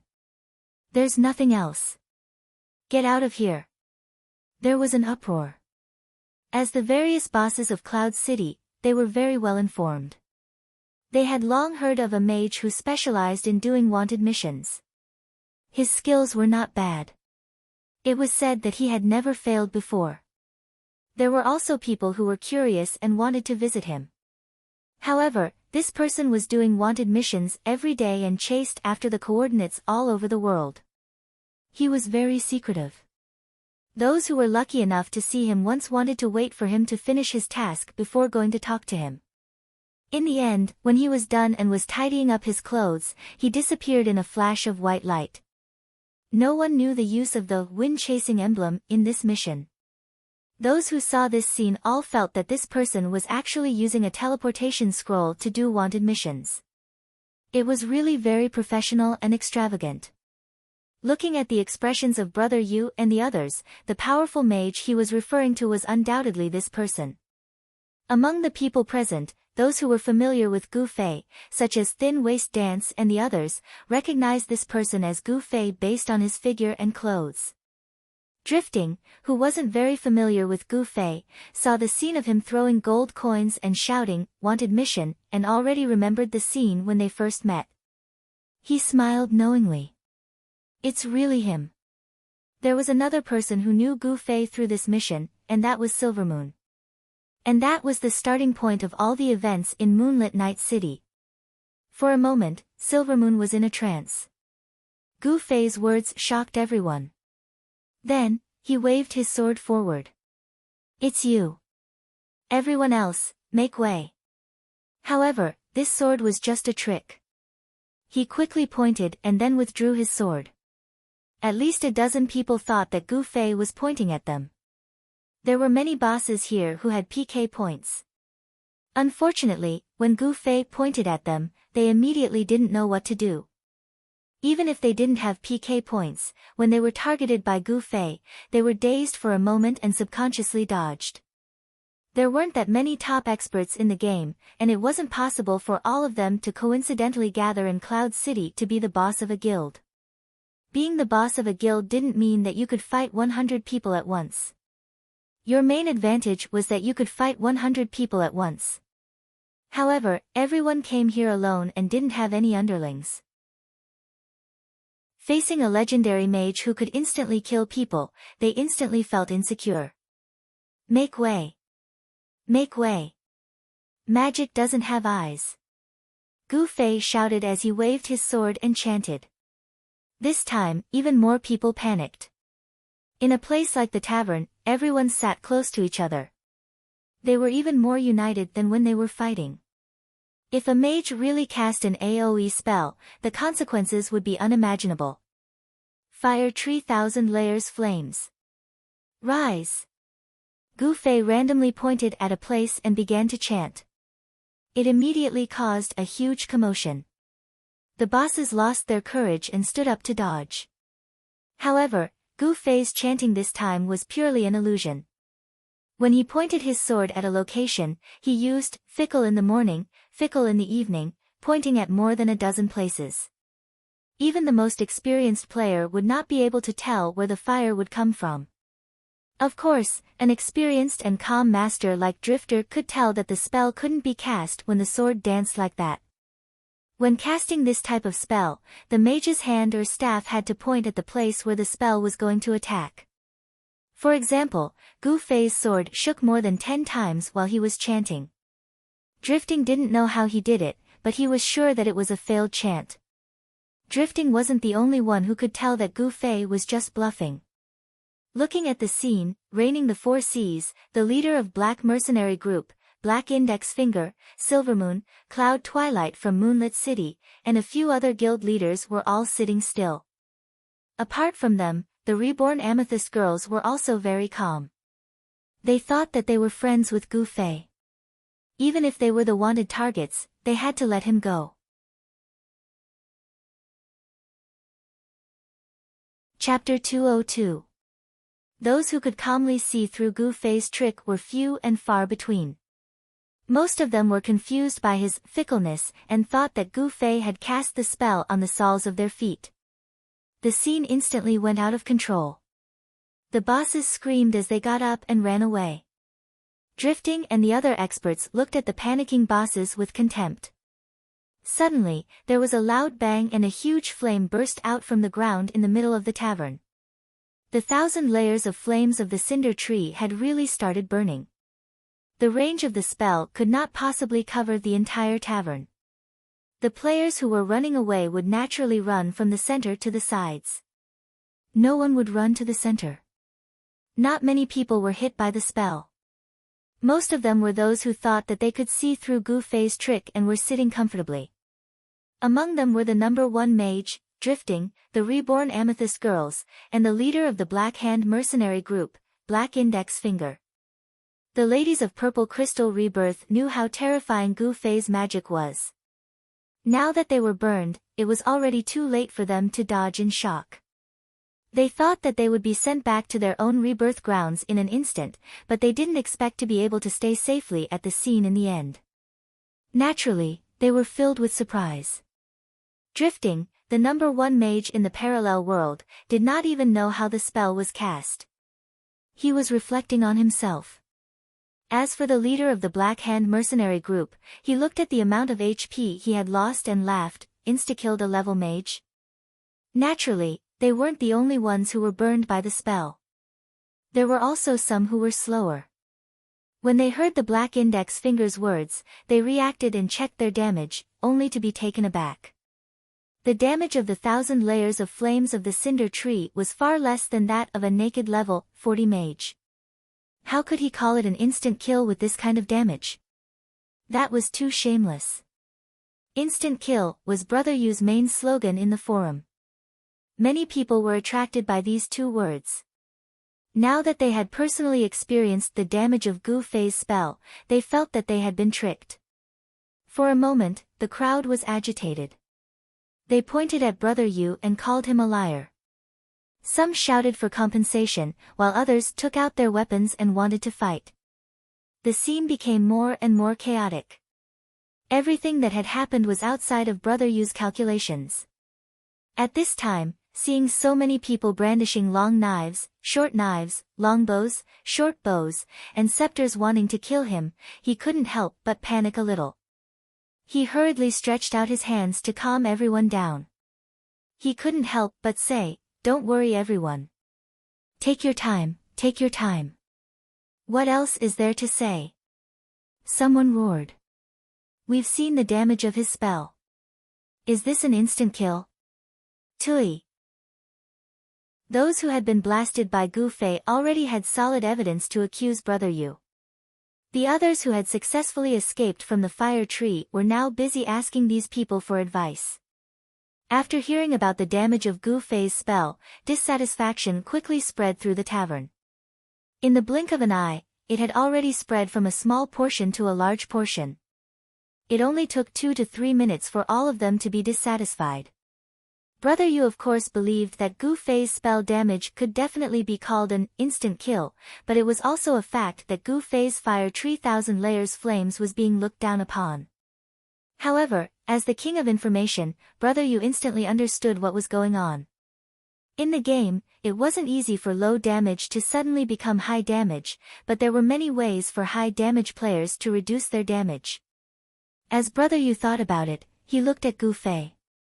Even though his face was covered, his eyes, which were exposed through the black cloth, made Brother Yu involuntarily scream in his heart, "Fuck, I've been tricked. Big brother, don't mess around, someone's going to die." Brother Yu immediately sent a private message to Gu Fei. "The user you have called is temporarily unavailable." The system prompted. Fuck, they came prepared. Brother Yu spat out a mouthful of blood. Masked, purposely used a weak spell when he came in, and even turned off messages. This guy had clearly seen through his plan and was purposely here to cause trouble. Brother Yu's heart was filled with helplessness, but he could only watch helplessly as his group of bosses looked as if they were going to eat him alive. This was exactly what he said before to dispel everyone's doubts. Everyone here is a guild leader. If I offend all of you, how am I going to survive in Cloud City? I also have to run. Brother Yu's face was full of tears, and this was the only voice he had in his heart. Who would have thought that at this time, someone would suddenly stand up and say, everyone, calm down, calm down." The person who spoke was Han Family Young Master, but who were the people here? Han Family Young Master obviously didn't have any weight in their eyes, so naturally, no one would listen to what he said. A boss who liked to be arrogant had already pointed at his nose and shouted, "Who are you? Who are you?" At the same time, Brother Yu also received a private message from Han Family Young Master, "If I solve this problem, will I get a big share?" Looting a burning house. As an online gaming expert, private messages were faster than talking. Brother Yu couldn't do anything else, but in this aspect, he was at the top. His reply was even faster than teleportation. Han Family Young Master didn't reply, but just looked at him and smiled. Brother Yu didn't know what kind of trick he had in his heart, so he helplessly nodded at him. Cough. Han Family Young Master cleared his throat. Quiet, quiet. Listen to my explanation. The young master of the Han family shouted at the noisy bosses in an unhurried manner. What else is there to explain? They continued to quarrel. Stop quarreling. Han Family Young Master suddenly shouted, "This person isn't the insta-kill mage that we want to introduce to everyone." Han Family Young Master quickly finished this sentence. Everyone instantly became quiet. Even Gu Fei looked at Han Family Young Master in surprise. "Then who is he?" Someone immediately asked. "How would I know? I don't know him. He's probably a troublemaker." Han Family Young Master said innocently. Fuck. How vicious. Brother Yu shouted in his heart. If Gu Fei was just a weak mage, then all the bosses present would obviously vent their dissatisfaction on his Brother Yu. But at this moment, with Han Family Young Master's words, the previous incident became a misunderstanding. If someone wanted to settle the score for that flaming 3,000 layers flame, no matter what, they wouldn't be able to settle it with Brother Yu. This situation was indeed solved. Following that, there would probably be many bosses looking for the troublemaker Gu Fei to settle the score. This would definitely force Gu Fei to reveal his killer nature. When he reaches out his hand and kills a few, then the truth will speak louder than words, and everything will become simple again. It's just that who knows which pitiful people will be sacrificed like this. Brother Yu thought, and looked at the people present with a face of sympathy. He wanted to see who was more anxious about Gu Fei's anger. He was afraid that in the blink of an eye, they would die under Gu Fei's sword.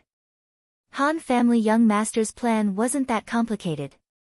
Not only did Brother Yu understand it quickly, Gu Fei also understood it in the blink of an eye. In the end, he looked at the two and smiled faintly, "I won't make a move even if I die." The Han clan's young master also smiled indifferently, "Then you can go to hell." Right after saying they didn't know each other, the two of them immediately started a conversation. The people present obviously weren't stupid. Someone immediately questioned, "I thought you guys didn't know each other." "That's right. We don't know each other," Han family young master said. "Then what are you guys mumbling about?" someone asked. "Fuck you," Han family young master said. "What did you say?" The person who asked the question was furious. "Didn't you ask us what we were talking about?" Han family young master continued to look innocent. The person who asked the question was momentarily speechless, and the following development once again exceeded Brother Yu's expectations. Among the people present, there were already some who were eager to make a move against Gu Fei. Silvermoon, who had been silent all this time, suddenly stood up and said calmly, "Everyone, don't panic. This person is right here, he can't run away even if he wants to. Don't forget that we didn't spend 100 gold coins today to fight. Let's first ask Brother Yu to invite the insta-kill level mage out." As she spoke, she was already staring maliciously at Brother Yu and the others. Frankly speaking, the meaning of Gu Fei's appearance was very obvious. It looked like these people were going to introduce him as the mage.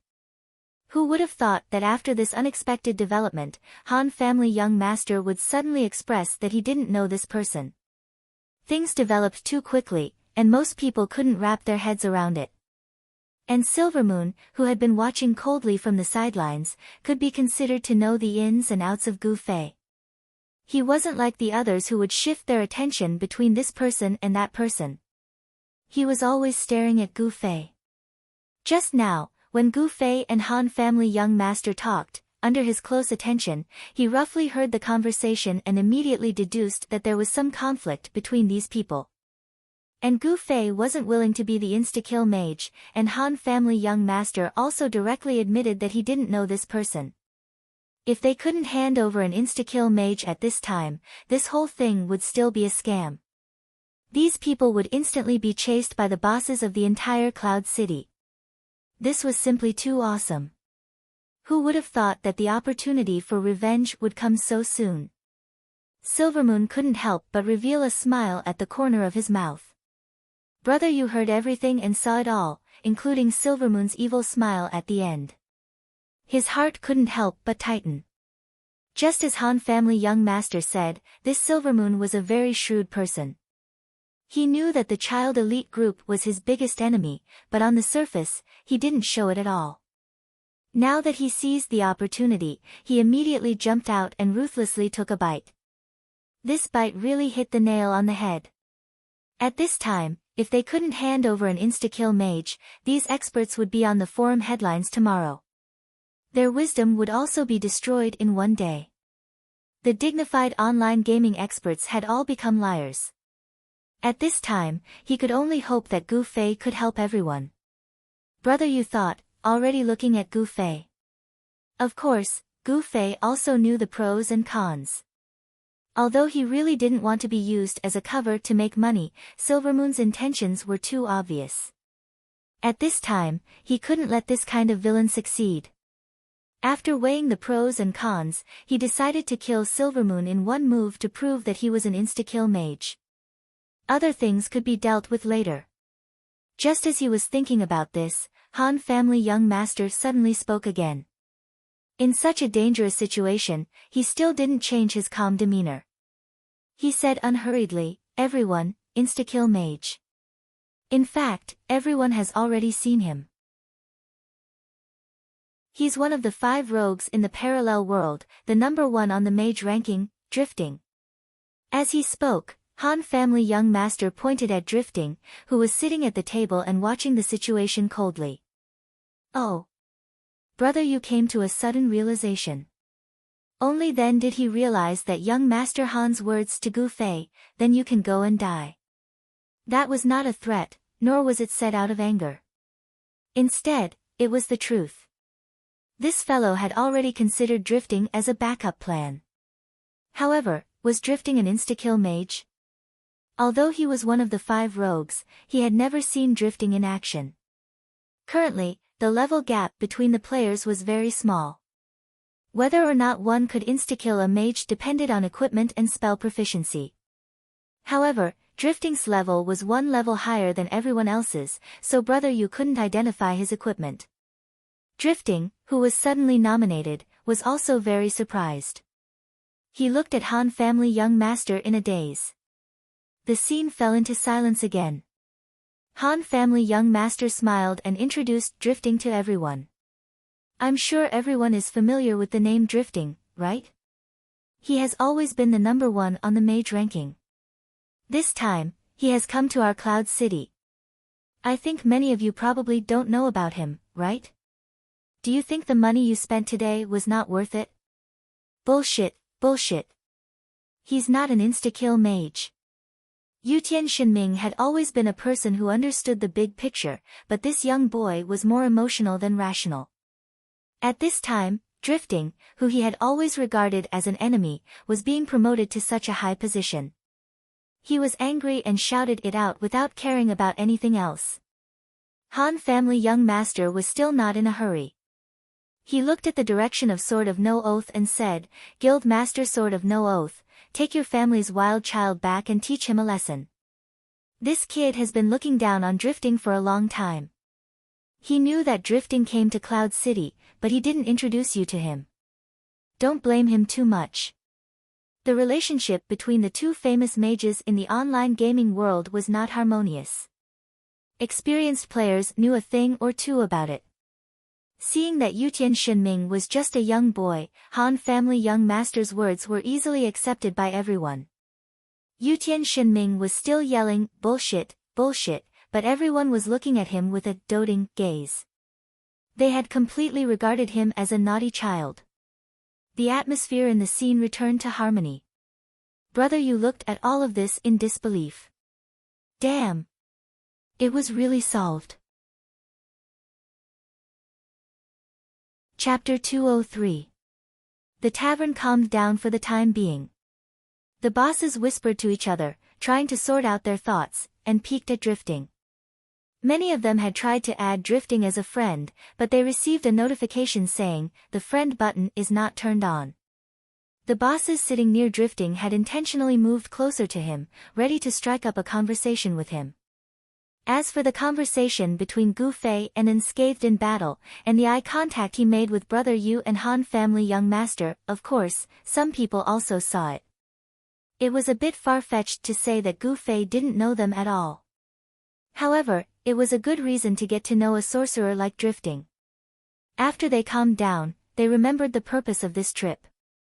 Now, the most important thing was to communicate with Drifting before others did. Other things could be put aside for the time being. Drifting instantly became the center of attention, but he remained calm. Suddenly, he waved his hand at Han family young master and Brother Yu, putting up 5 fingers as if he was greeting them.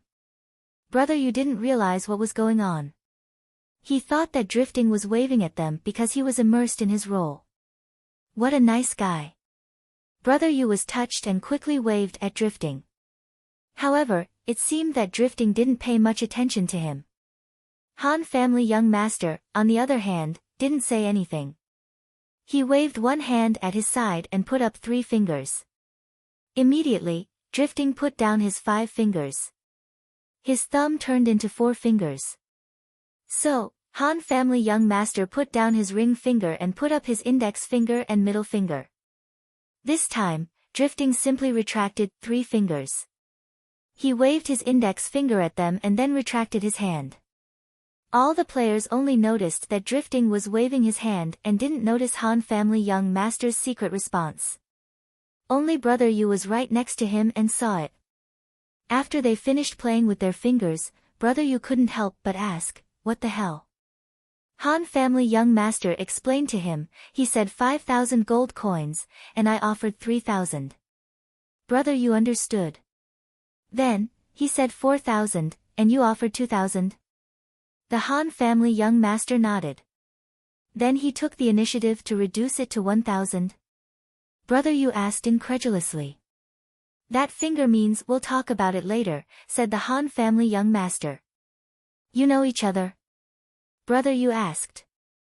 It was hard to imagine that 2 people who did not know each other could have such a tacit understanding if they used their fingers to communicate.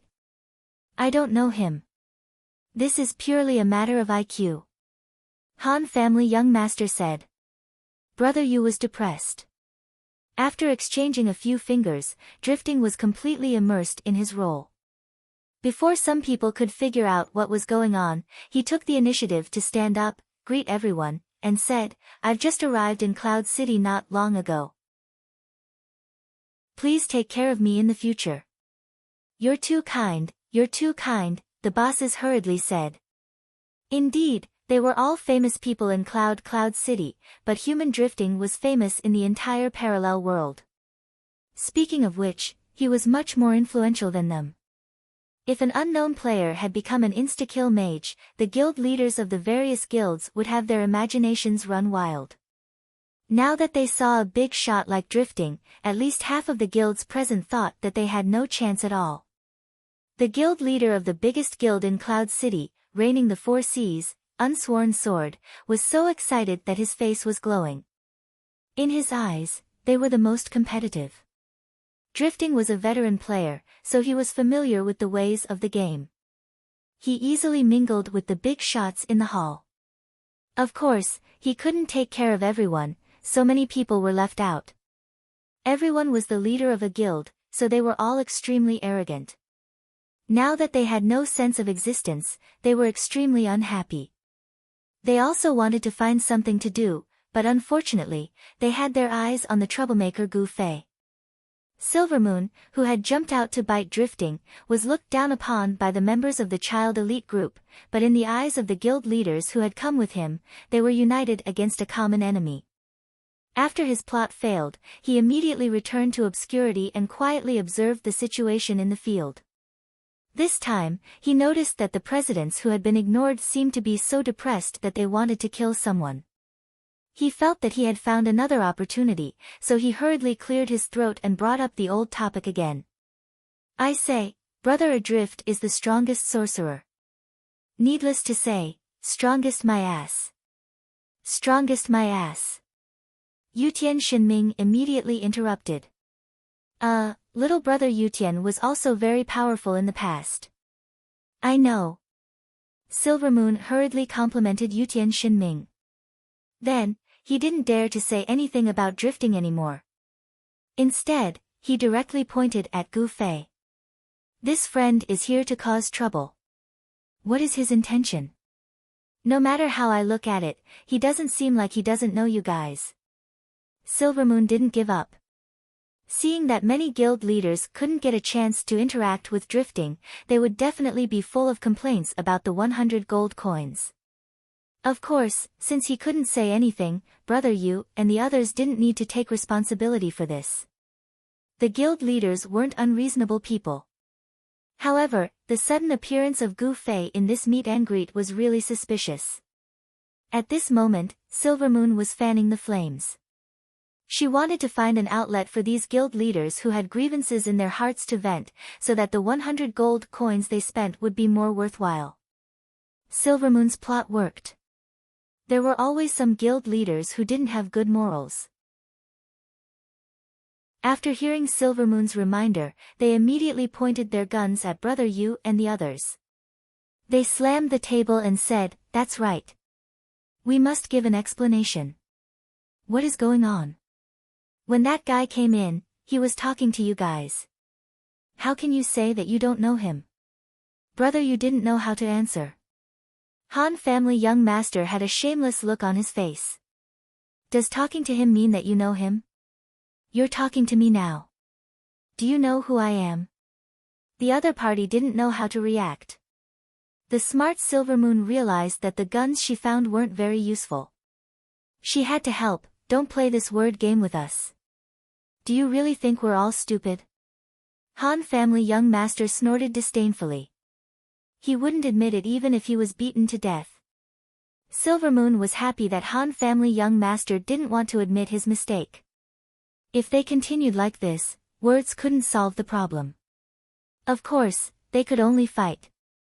This was what Silvermoon wanted to see. So she hurriedly continued to provoke, "If we don't explain this clearly, we won't feel comfortable spending the 100 gold coins." The guild leaders who took out 100 gold coins but didn't talk to Drifting all nodded and stared at Han family young master and the others fiercely.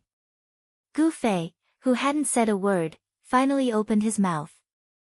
"I don't know what you're doing here. Didn't I tell you when I came in? I'm here to do a wanted mission." "Really? Then who is the person you want?" Silvermoon asked with a sneer. He knew about Gu Fei's background and had been watching calmly from the sidelines. He had long since guessed what had happened from beginning to end. But in the end, he still made a mistake. He tried to intensify the conflict to the point where it couldn't be mediated with words and then fight. He thought that the people on his side were all guild leaders and the child elite group was definitely the weaker group. His main mission was to make the leaders feel that this matter couldn't be explained clearly and they could only fight. He really didn't expect that in this kind of situation, the other party would make the first move. Gu Fei didn't like Silvermoon to begin with, and now that he was incessantly fanning the flames and sowing dissension between them, Gu Fei didn't even want to use words to mediate. He just wanted to take action. Silvermoon asked proudly, "Who is the person you want?" He looked like he had stepped on Gu Fei's tail. Gu Fei answered naturally, "You're the one on the wanted list." As he spoke, he stepped on a stool and leaped over a table. He swung his sword at Silvermoon's face. Double flame flash, flash. Gu Fei roared. Even the leaders who were busy talking with Drifting looked up. They saw a black shadow hit Silvermoon's face. This sword strike from Gu Fei was very ruthless. Although Silvermoon wasn't killed instantly and his head wasn't split in half, a straight sword mark was left on his face. Gu Fei looked at it and sighed. "The bottom seems to be a bit crooked. My hand isn't steady enough. Sigh, the weight of this sword isn't very good." Silvermoon was very surprised. He pointed at Gu Fei and said, You, a few times, but in the end, he didn't say anything. He wanted to say, "How dare you make the first move," but the person had already been killed. What was the point of saying that? This was the principle of a scholar meeting a soldier. Silvermoon was like a scholar, trying to use the art of language to provoke conflict and then do something. In the end, he met a strong soldier like Gu Fei, and directly skipped to the last step of Silvermoon's plan. Relying on his good magic defense, Silvermoon still wasn't killed by Gu Fei. But at this time, there were no messy statuses on his body. Under the double flame flash, his HP had turned red. Fortunately, he had two companions beside him. When Gu Fei jumped over, they reacted half a beat too late. Now, they attacked, one on the left and one on the right, wanting to leave two marks on Gu Fei's face. Wanted mission. If there's nothing to worry about, dodge. Gu Fei dodged the two attacks as he pretended to shout. Of course, the two wouldn't be scared off by Gu Fei and protected Silvermoon behind them. But Silvermoon knew that this was useless, because Gu Fei had another terrible skill. Knowing how powerful Gu Fei was, Silvermoon knew that the three of them wouldn't be his match. He hurriedly retreated in the direction of the door and continued to provoke, "What are you doing? You won't let me speak. Do you want to kill me?" Silvermoon only hoped that the bosses would quickly be provoked by him, so he wouldn't need to escape. Unfortunately, although his mouth was fast, there were too many words. And Gu Fei only wanted to say 5 words, teleportation, move. By the time Silvermoon finished this sentence, Gu Fei had already passed through the crowd and blocked in front of Silvermoon. Sword light, fire light. This was the 3rd time Silvermoon had been killed by Gu Fei. Mission complete. Gu Fei nodded with satisfaction. The tavern was quiet. Chapter 204. What did it mean to be completely silent? At this moment, Little Thunder Tavern was so quiet that one could hear a pin drop. Everyone was speechless as they stared at Gu Fei. Double Flame Flash was one of the least used spells for mages. Less usage meant less proficiency. In the hands of many mages, this skill had the least destructive power. Not only mages knew this, but most players also knew this. But now, Gu Fei had killed a knight with the Dual Flame Flash, which was the weakest move in everyone's impression. 2 Double Flame Flashes had killed one person. The players already felt that this was a terrifying amount of magic damage. What they didn't know was that if it weren't for Silvermoon's high magic defense, normal players wouldn't have been able to withstand Gu Fei's Double Flame Flash. The power of Gu Fei's Double Flame Flash was much more terrifying than what they had just seen. But in the eyes of knowledgeable people, these 2 Double Flame Flash were more surprising than Gu Fei's instant movement. Instant movement was nothing more than an ordinary skill. Now that there were people who could use it, they just happened to get a skill scroll.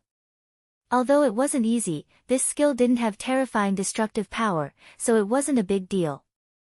But these 2 Double Flame Flash proved that Gu Fei really was a mage with terrifying magic damage. Whether or not Gu Fei knew Brother Yu and the others, and whether he was really here for a bounty or to cause trouble, these questions weren't important at the moment. The guild leaders who didn't get a chance to talk to Drifting were already consciously trying to get close to Gu Fei. Drifting was indeed famous, but no one knew how powerful his magic was. Small and medium-sized guilds didn't dare to think too much about a big shot like him. Even if a big guild invited him, it was hard to predict the effect of such a famous person like him. He might even turn the tables on them. In comparison, the smart people were more willing to find a star with potential like Gu Fei and cultivate it themselves.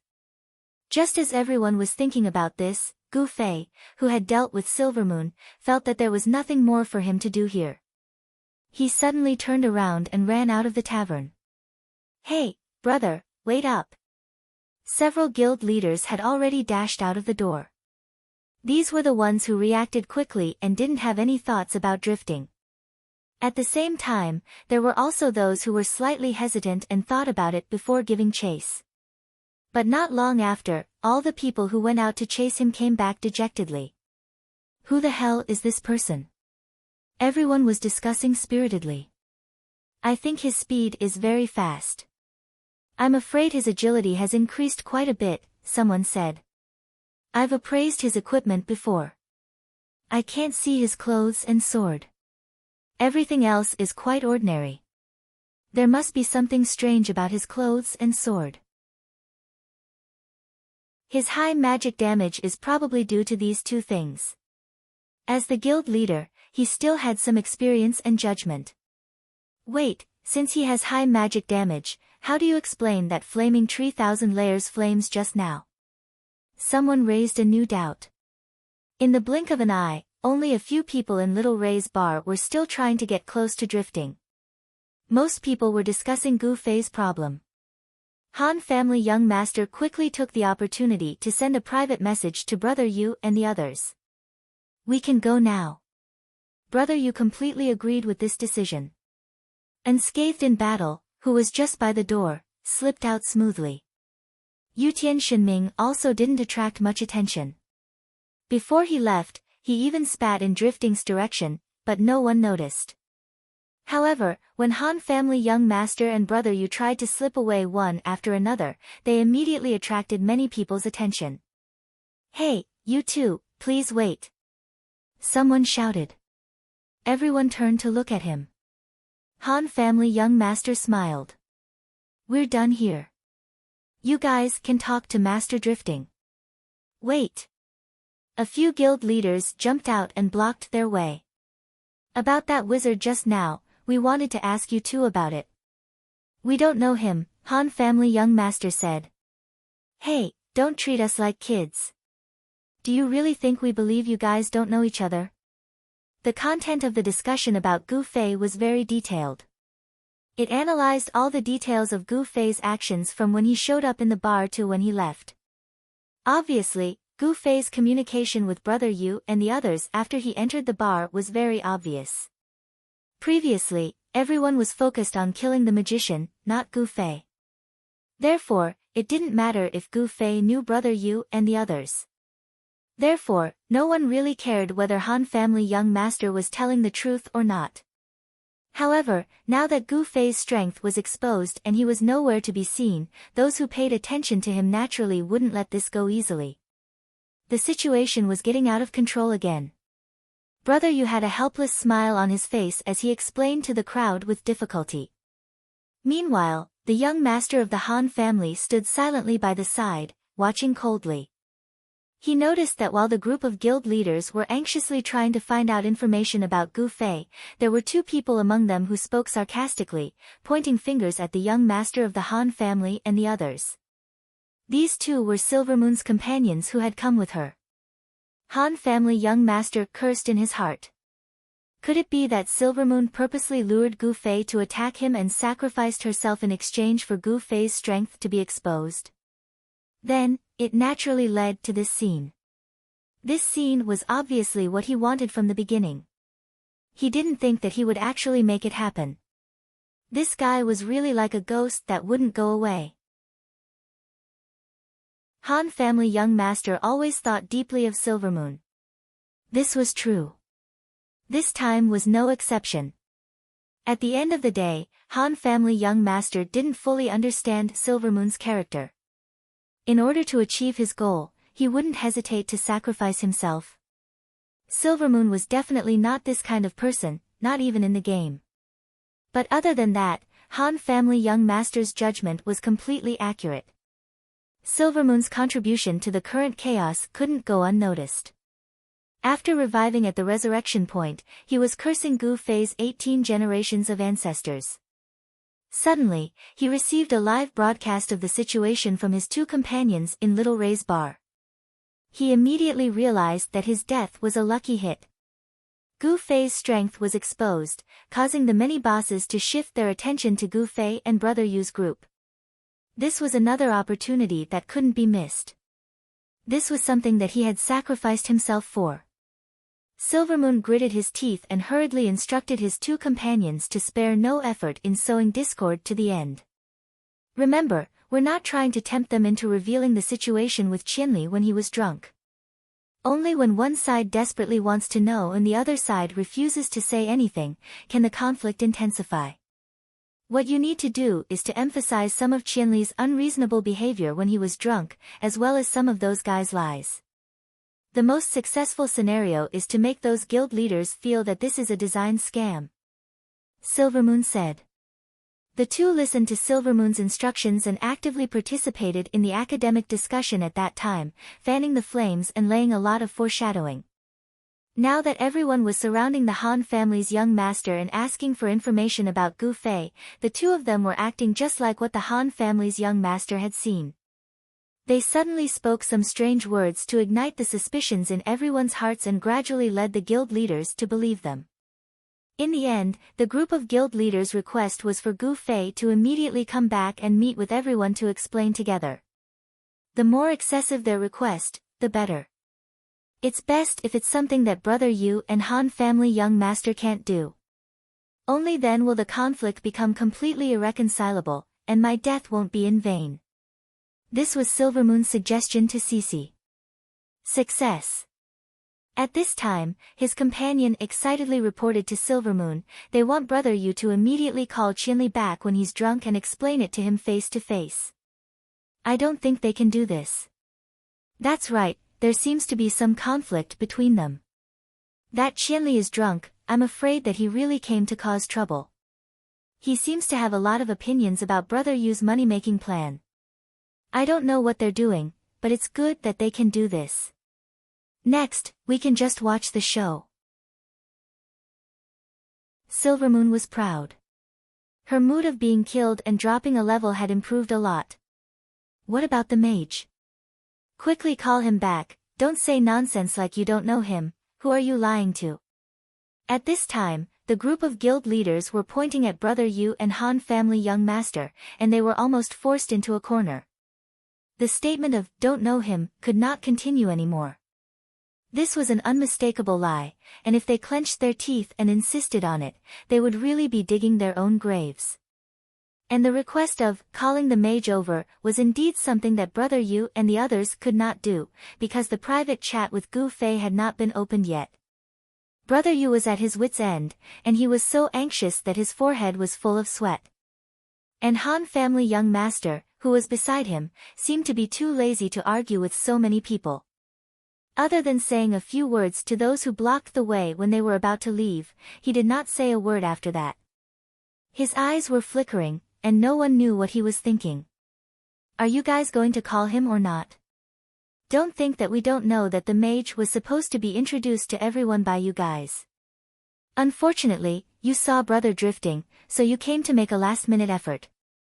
What now? You want to hide that guy and find another time to earn some money, right?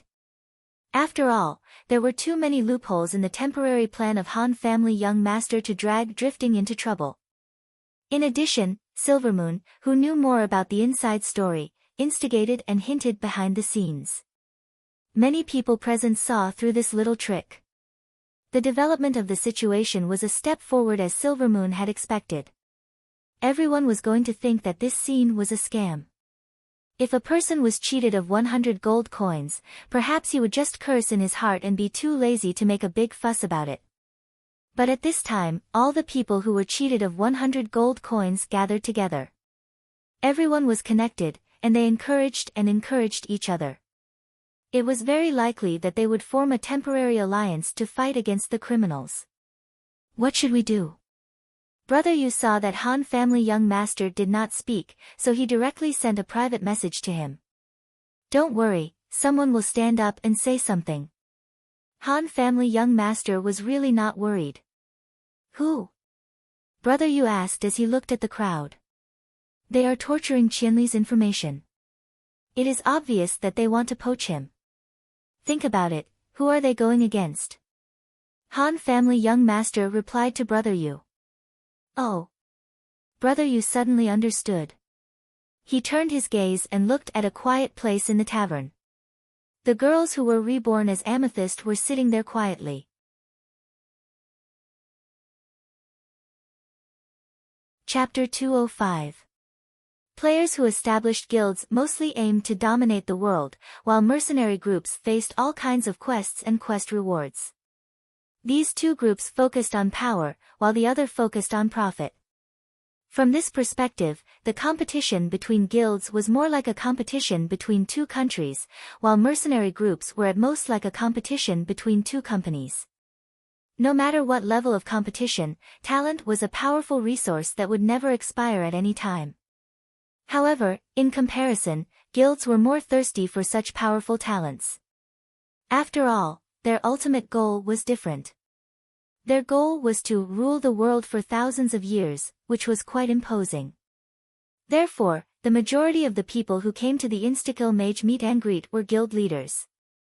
At this time, a bunch of guild leaders were glaring at Han family young master and Brother Yu to call Gu Fei over. It was obvious that they wanted to win over Gu Fei.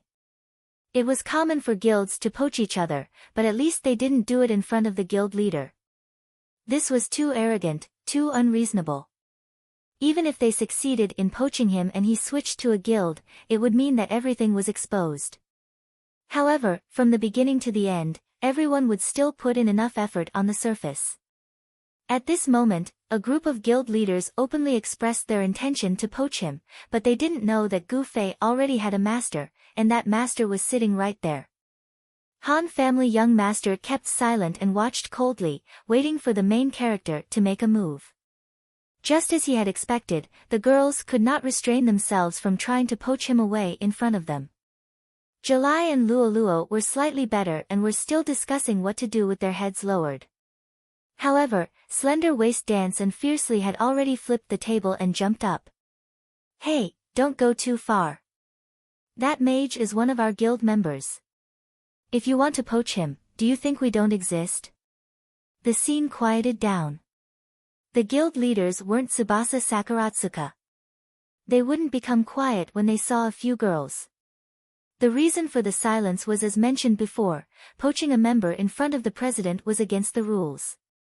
All of the guild leaders present were fully aware of the unspoken rules of the guild talent battle. When they heard that Lord Gu Fei was present, they were at a loss as to what to do. Apart from that, everyone felt enlightened. How could a mere reincarnated amethyst defeat two major guilds, Wine Wen Song and Yunmu Guild? As for Singing Wine and Yunmu Guild, it seemed like they were looking for a certain sorcerer after losing to the reborn amethyst. There was a question, and now there was an answer. Their small guild was hiding such a powerful mage who could instantly kill mages. As for Jiu Dang Gu and the Yunmu Guild, after fighting with them, they found out about the existence of such a powerful figure, so they had been searching for him. It seemed like the reincarnated amethyst was telling the truth when she said that the mage was a member of her guild. The guild leaders were so embarrassed that they didn't know what to say. No one continued to pressure the Han family young master and Brother Yu. Brother Yu let out a long sigh and wiped the sweat off his forehead. Han family young master, on the other hand, was still staring at Silvermoon's two minions. He wanted to see what else they had up their sleeves. The two were reporting to Silvermoon about the change in the situation.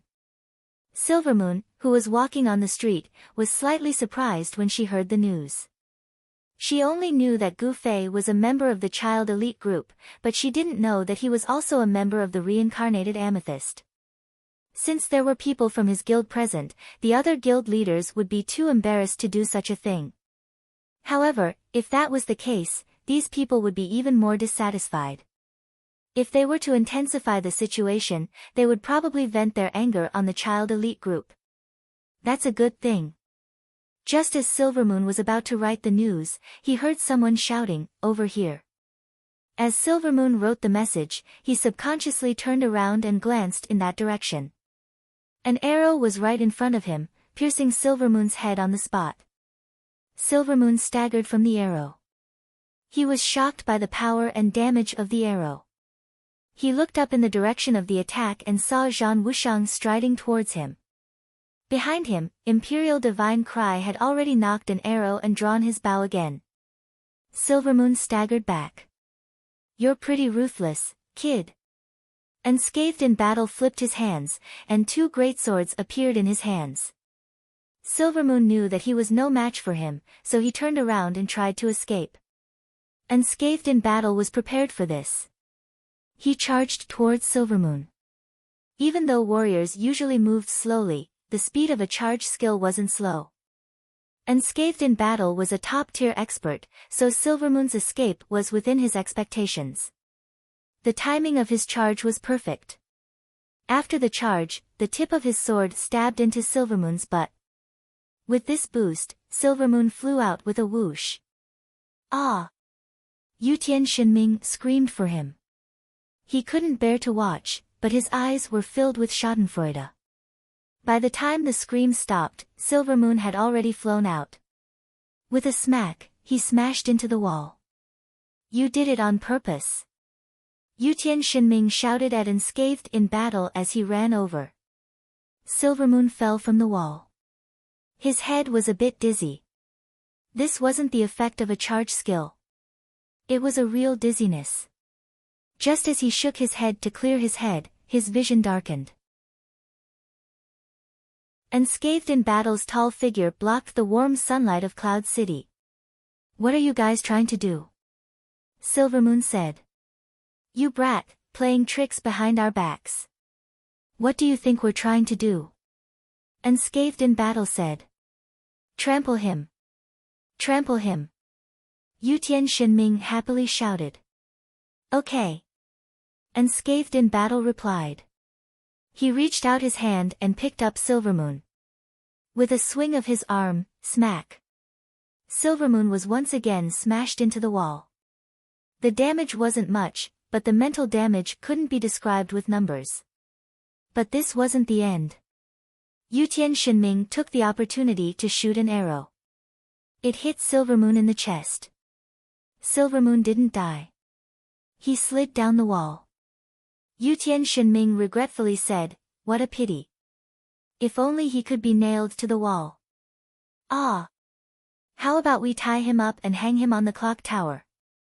Unscathed in battle suggested. That's a good idea. Yutian Shinming couldn't stop praising. Then hurry up and go. Unscathed in battle said as he picked up Silvermoon again. Hurry up and go. Yutian Shinming said as he admired Silvermoon's expression. Silvermoon clenched his teeth and didn't make a sound.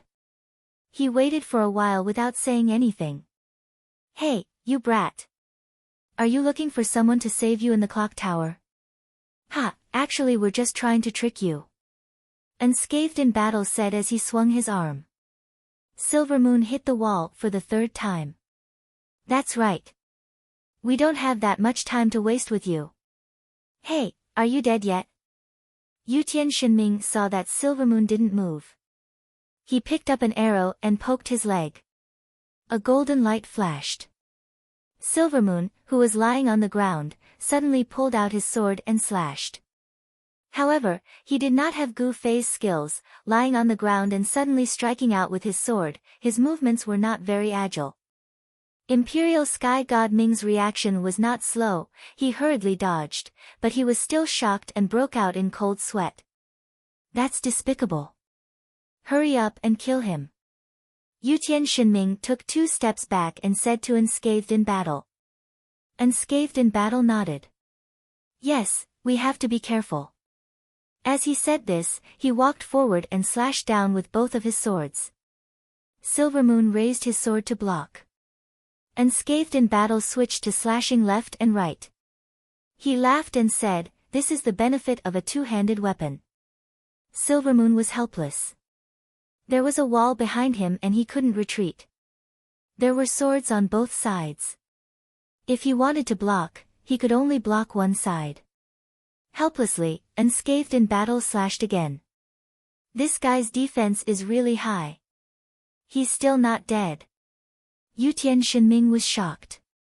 He also knocked an arrow and prepared to help Unscathed in battle. Under the combined attacks of the two, Silvermoon, who didn't have any combat skills, was completely defenseless.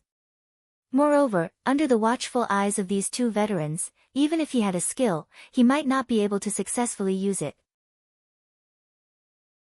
Silvermoon wanted to use the king's command on his sword to improve his skills, but he was interrupted by the two. The other knights didn't have a chance to use their blessing skills either. In the end, he could only fall in depression. Yutian Shinming looked at the time and looked at Unscathed in battle. Sword Demon won't be impatient, right? Hurry and tell him. Unscathed in battle said as he sent a message to Sword Demon. Do you think he can do it alone? Yutian Shinming asked. No problem. Do you think everyone is Qianli? Unscathed in battle said. Fuck, why hasn't Qianli opened his message yet? Yutian Shinming cursed. Silvermoon is still lucky. If Qianli opened his message today, wouldn't he drop back to level 30? Unscathed in battle sighed. How's the tavern? Yutian Shinming muttered. Who knows? Gongzi said he doesn't need our help, so it should be fine. Unscathed in battle said. If those bosses all work together and kill Gongzi, how great would that be? Yutian Shinming's face was filled with longing. Unscathed in battle nodded and said, Brother you, don't die. He's the one who collected the money. Don't die and drop it all. Okay, let's go take a look. Yutian Shinming suggested. Let's go. The two figures, one big and one small, headed towards Small Thunder Tavern, leaving behind a trail of Silver Moon's footprints and the shocked gazes of the players who witnessed the scene. In Little Ray's bar, Silver Moon's two companions sent messages, but they didn't get a reply. The two of them could only use their own brains. Why else would Silver Moon be their boss? These two weren't as smart as Silver Moon. Silver Moon realized that with the presence of Gu Fei's guild leader, it would be easier to point the spear at the Han family young master and the others. The two of them, on the other hand, didn't analyze the problem as deeply. They simply felt that the presence of the reincarnated amethyst girl was a hindrance, so it would be better if they weren't there. One of the two immediately said, "If that's the case, the beauties should leave. Don't get in our way." These words were indescribably arrogant. The two of them felt that with so many guild leaders wanting to poach their people, what could a small guild like Reincarnated Amethyst do? When the Han family young master heard this, he snorted and said to Brother Yu, "You're really fucking retarded. Aren't you just looking for death?" As soon as he finished speaking, Slender Waist Dance went berserk. She shouted, "What did you say?" She used her swift drift style and charged in front of the person. She extended her hand and slashed the guy, ending his life.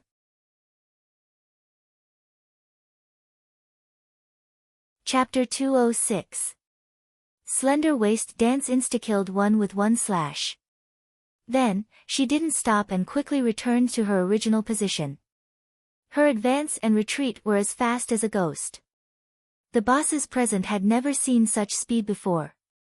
They were so shocked that they were about to drool. Moreover, Slender Waist Dance didn't even use any skills. Such attack power was even more shocking. The bosses were all thinking, if Slender Waist Dance had pounced towards them, would they have had the ability to dodge? If they hadn't dodged, would they have been able to take that slash? Thinking about it, their faces turned pale. There was only one thought in their minds, too fast. How could they have dodged it? Slender Waist Dance returned to her original position and angrily said, "Nonsense, don't you know the rules?"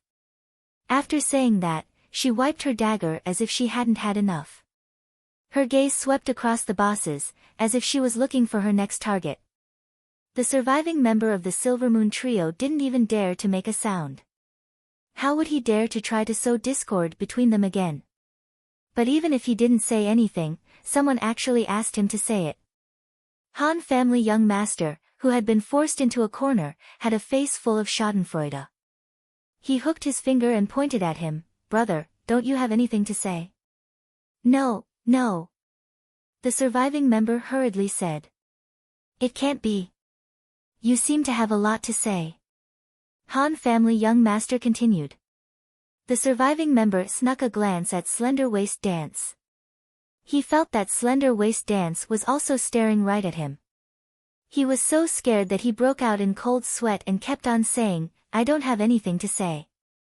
This was what it meant to have a guilty conscience. If it was someone else, they wouldn't have been so nervous.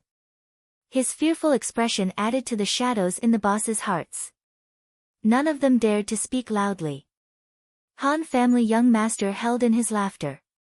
He was about to say something to give the bosses a way out of the situation and stop today's activities, when the door of the tavern suddenly opened and someone walked in. You still haven't left?" The person glanced around and said this. When the young master of the Han family saw who it was, he nearly spat out a mouthful of blood. Gu Fei.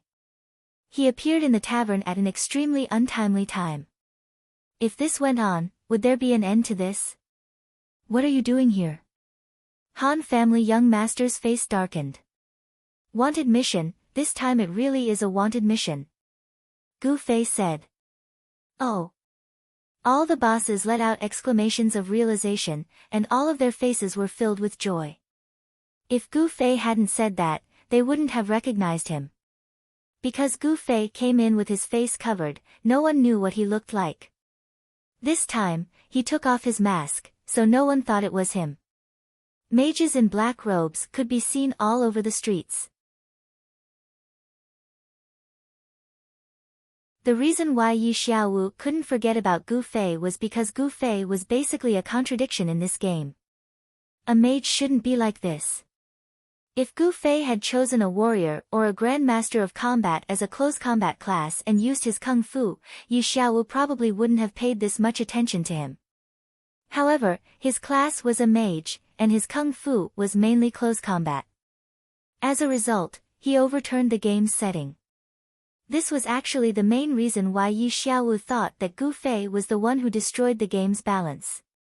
This time, the warrior leader knew that Gu Fei's dual flame flash was extremely powerful.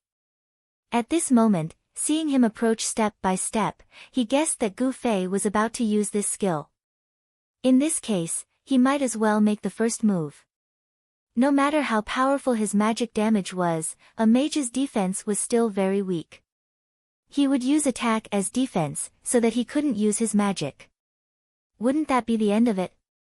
This guild leader's judgment was still quite good. When Gu Fei was already 2 meters away from him, he suddenly hooked his head and used charge. Ah! Some of the spectators exclaimed. They were subconsciously worried for Gu Fei. At the same time, they sighed in their hearts that this mage didn't seem to have enough battle experience. He actually walked directly towards the warrior, completely unguarded against the warrior's charge. Sigh. Just when everyone was worried for Gu Fei, he let out a soft sigh. When the warrior hooked his head, Gu Fei already knew what he was going to do. He even foresaw many of the following scenes.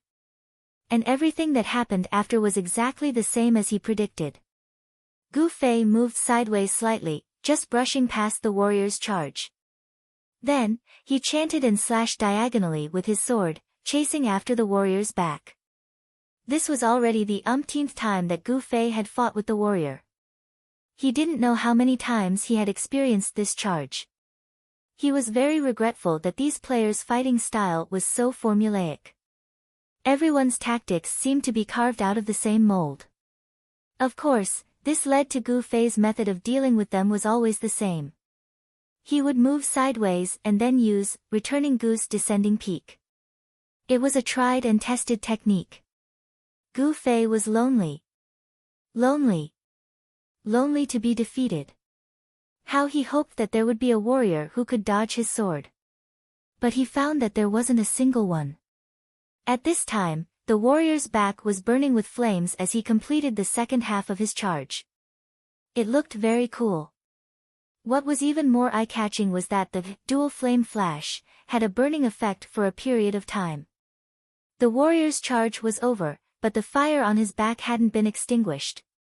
It was as if he was wearing a red tie, but it floated behind him. This was a scene that even Gu Fei didn't see very often. This was because 80% of his opponents disappeared after being hit by the dual flame flash. There were very few who could endure the burning effect. As expected of the guild leader. So strong. Gu Fei praised in his heart. He took 2 steps forward and raised his arm, preparing to strike. Suddenly, a white light flashed and the warrior disappeared. Sword chi! Someone cried out in shock. Sword my ass. It's the burning effect of the dual flame flash. Someone immediately said with disdain. Gu Fei sheathed his sword.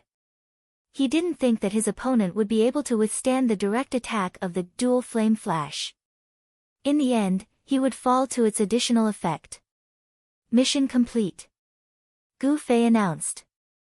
He sheathed the dark streak sword and was about to activate the wind-chasing emblem's teleportation effect when he saw the Han family young master give him a meaningful glance. If you have something to say, then say it. I'm not the sword demon. I don't understand. Gu Fei said. Why the fuck did you open the message? The Han family young master wasn't in a good mood. Oh, I forgot. Gu Fei hurriedly opened the message and immediately received a message from the Han family young master, take care of that person.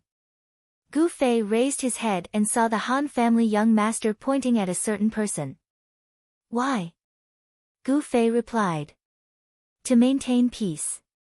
The Han family young master replied. Gu Fei looked towards the person who was suspected of breaking the peace. When that person's gaze met Gu Fei's, he immediately looked away. He was flustered and seemed to have a guilty conscience. At the same time, Gu Fei recognized that this person was one of the people who came with Silvermoon. He could guess what was going on. However, if he didn't say anything and just attacked in front of so many people, it wouldn't be good. No matter what, he had to find an excuse, right? Gu Fei suddenly teleported and appeared in front of that person. That person was shocked and subconsciously took 2 steps back. However, when his foot landed on the ground, he stepped on something. When that person lowered his head to look, Gu Fei had already said coldly, "Big brother, you stepped on my foot." Gu Fei's leg had almost crossed a meter and had unknowingly stepped on the other person's foot. Rather than saying that he had stepped on Gu Fei, it was more like Gu Fei had stepped on him. Just as Gu Fei was about to open his mouth to explain, he realized that he couldn't be bothered to waste his breath on this kind of person. After his foot was stepped on by the other party, he immediately drew his sword and killed him on the spot.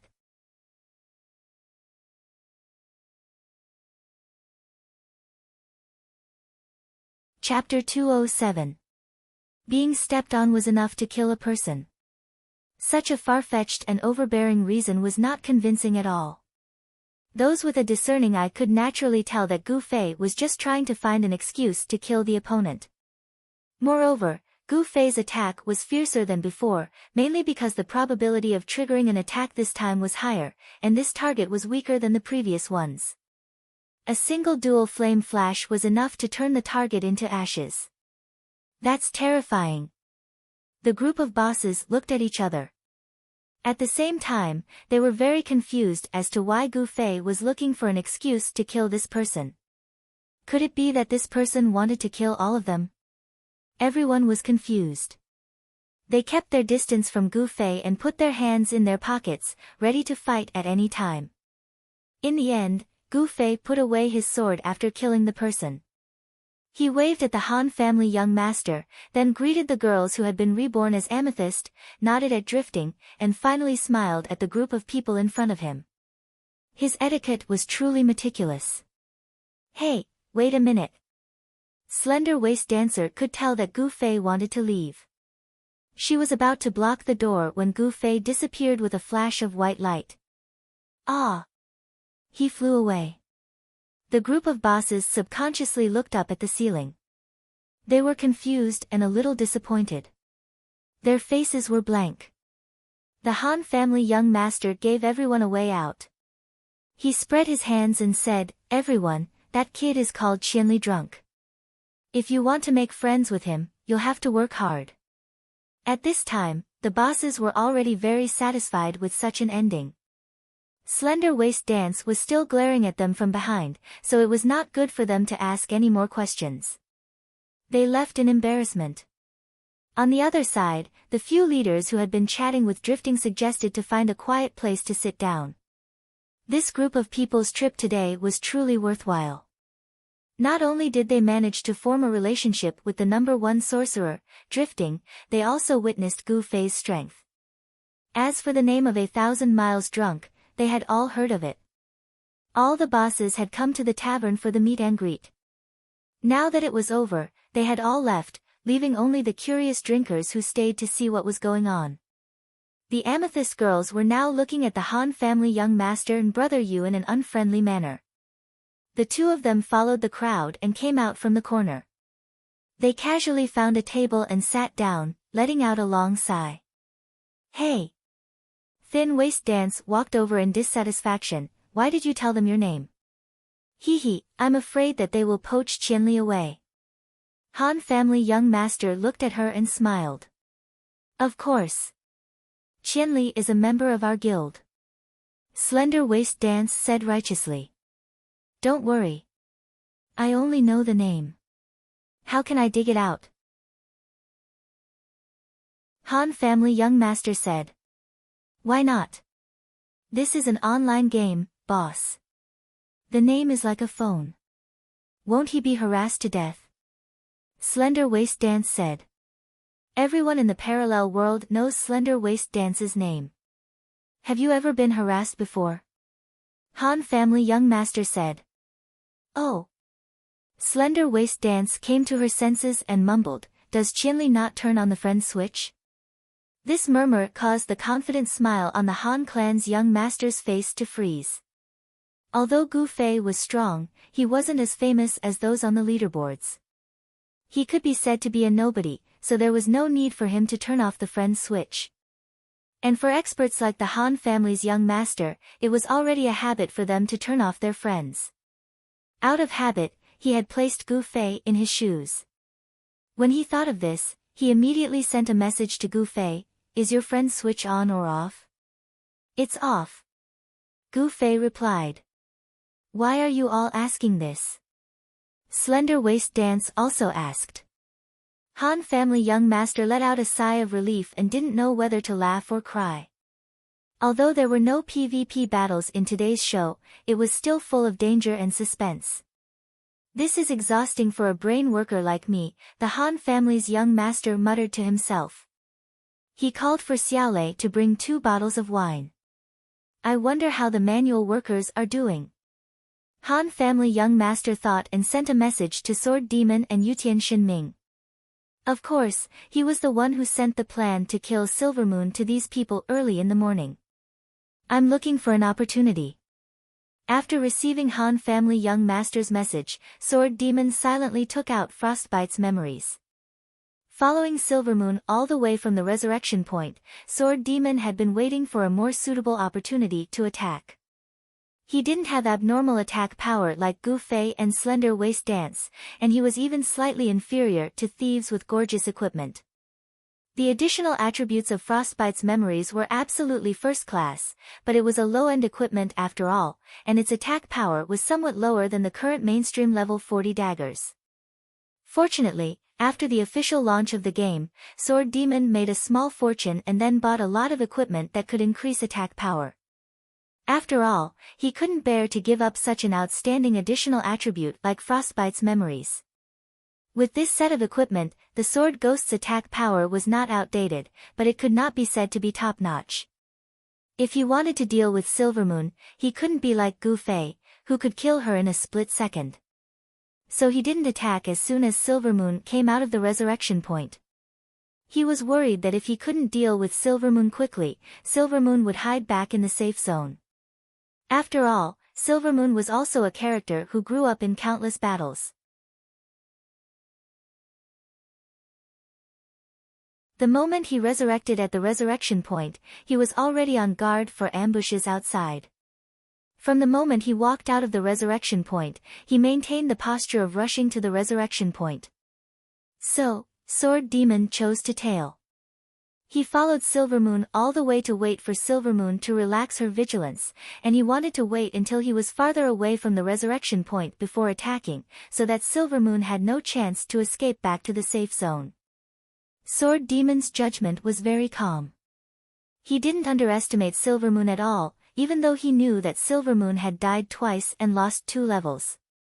At the same time, he was also very confident that he didn't bother to think about what to do if he wasn't Silvermoon's opponent. And Silvermoon was really worthy of being the master who was once chased in Moonlit Night City. Her anti-tracking awareness was very strong, and she was still careful after leaving the safe zone. After walking not far, she suddenly turned around and shouted, "Come out. I've already found you." Sword Demon was shocked. He didn't expect that in addition to Gu Fei, even Silvermoon had this ability. He helplessly prepared to go into battle. The thief's first choice was naturally to go around the opponent's back to launch an attack. Who knew that such a small movement would allow Sword Demon to see through Silvermoon's trick? Sword Demon had already made a move, but Silvermoon's eyes were still staring at the same place, not moving with Sword Demon's movements at all. If it were another thief, perhaps there wouldn't be such a fast reaction. But Sword Demon was different. Being detected in stealth was an unforgettable memory that Gu Fei had given him, and he was extremely sensitive to it. Silvermoon's abnormal behavior made Sword Demon immediately realize that this guy was just testing him. Sword Demon stopped moving and watched quietly. Seeing that Silvermoon continued to play around, he glared fiercely at the air for a few seconds, then turned around and continued on his way. Sword Demon followed. As a result, Silvermoon became addicted to this test. After that, he shouted twice, supplemented with a sneer and a confident expression. Sword Demon yawned behind him while watching his performance, calculating how far they were from the resurrection point. Every time he calculated, he would sigh deeply. The distance was still a little close, which meant that Sword Demon might continue to watch Silvermoon's show. He was already about to vomit. Fortunately, after a total of 3 times, Silvermoon seemed to think that it was safe behind him. He began to pay attention to whether someone would suddenly appear around him to attack him. For this reason, he specifically found a secluded path, which made Sword Demon admire him again. This guy came from another main city, but he didn't expect him to be so familiar with Cloud City. Like this, he walked on an empty street. No matter which direction someone came out from, Silvermoon could quickly see them. Just when he felt that there was nothing to worry about, he suddenly felt a stabbing pain in his waist. His health had dropped by a chunk. Sword Demon finally made his move. Silvermoon was shocked. He didn't think that he would be targeted by a thief even though he was so cautious. He held the king's sword in his hand all the way. Now that he was attacked, he turned around and was about to slash. However, the opponent behind him was faster. Before he could slash, his waist had already been stabbed a second time. Silvermoon roared, venting the depression in his heart. He used all his strength in this slash. He wanted to directly cut the guy behind him into 2 pieces. Who would have thought that this slash would end up in the air? When Silvermoon turned around with this slash, he found that there was still no one behind him. "Who is it?" Silvermoon exclaimed, almost unable to believe the reality in front of him. The thief's stealth state should be automatically cancelled the moment he launched an attack, but now he still couldn't see anyone. Was this the legendary vanish skill? Why were the players so advanced now? Teleportation, vanish. They had mastered all the skills that shouldn't be there.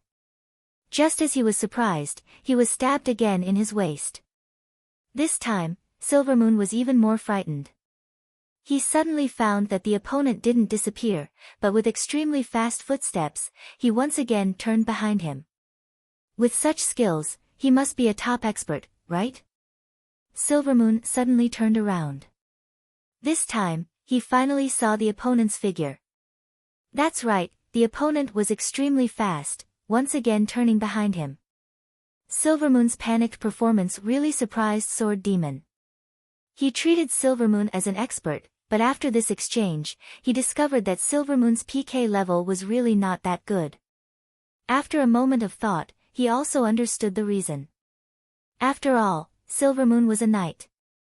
Because of his profession, he didn't have many opportunities to directly fight. Perhaps his previous experience in the game gave him a lot of knowledge and experience, but in terms of actual combat, holographic simulations cause every player to have to adapt and reaccumulate. Gu Fei's strength lay in the fact that he had 20 years of immersion in this area. As for Sword Demon, his enthusiasm for studying online games was in no way inferior to Gu Fei's passion for Kung Fu. With his fighting style, he had completely grasped the characteristics of the thief's profession and skills. He was worthy of being the #1 player in the online gaming world.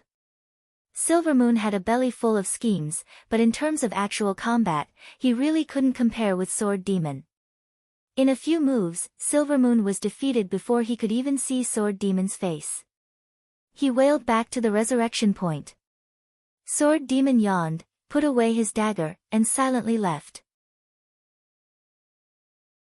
In his eyes, this was not a commendable achievement. The opponent was too weak. Butterfly Knot, is this the end of Silvermoon's tragic experience?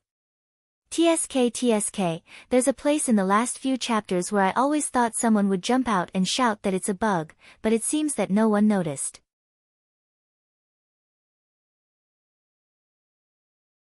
Chapter 208.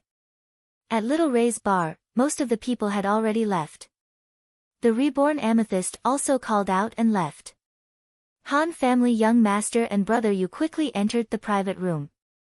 Not long after, unscathed in battle and Yutian Shenming also arrived. Seeing that the tavern was so quiet, they knew that the matter was over. They walked towards the private room and met up with the two. Brother Yu was counting the money in the private room. Unscathed in battle and Yutian Shenming originally wanted to ask about Silvermoon's current situation, but when they saw the colorful gold coins, they immediately threw Silvermoon to the back of their feet and asked in unison, "How much money?" Brother Yu had just finished counting the last money bag. He raised his head and looked at the two. After calming down, he slowly announced, 18,400 gold coins. Ah! Unscathed in battle and Yutian Shenming were so happy that they almost fainted. It's more than 3,000 more than expected. Some of them didn't come because they had appointments, but it seems like most of them came uninvited. Brother Yu held the two money bags in his hands and weighed them in his hands. In front of the four of them, there was no longer a small mountain of gold coins, but a small mountain of money bags, 18,400 gold coins, 4,580 gold coins per person. Ah ah ah ah. Yutian Shenming was so excited that he danced with his hands and feet. Normal players with a few hundred gold coins in their pockets could walk with their backs straight. If they had a few thousand gold coins in the tavern, they could drink 2 glasses at a time and pour 1 glass after another.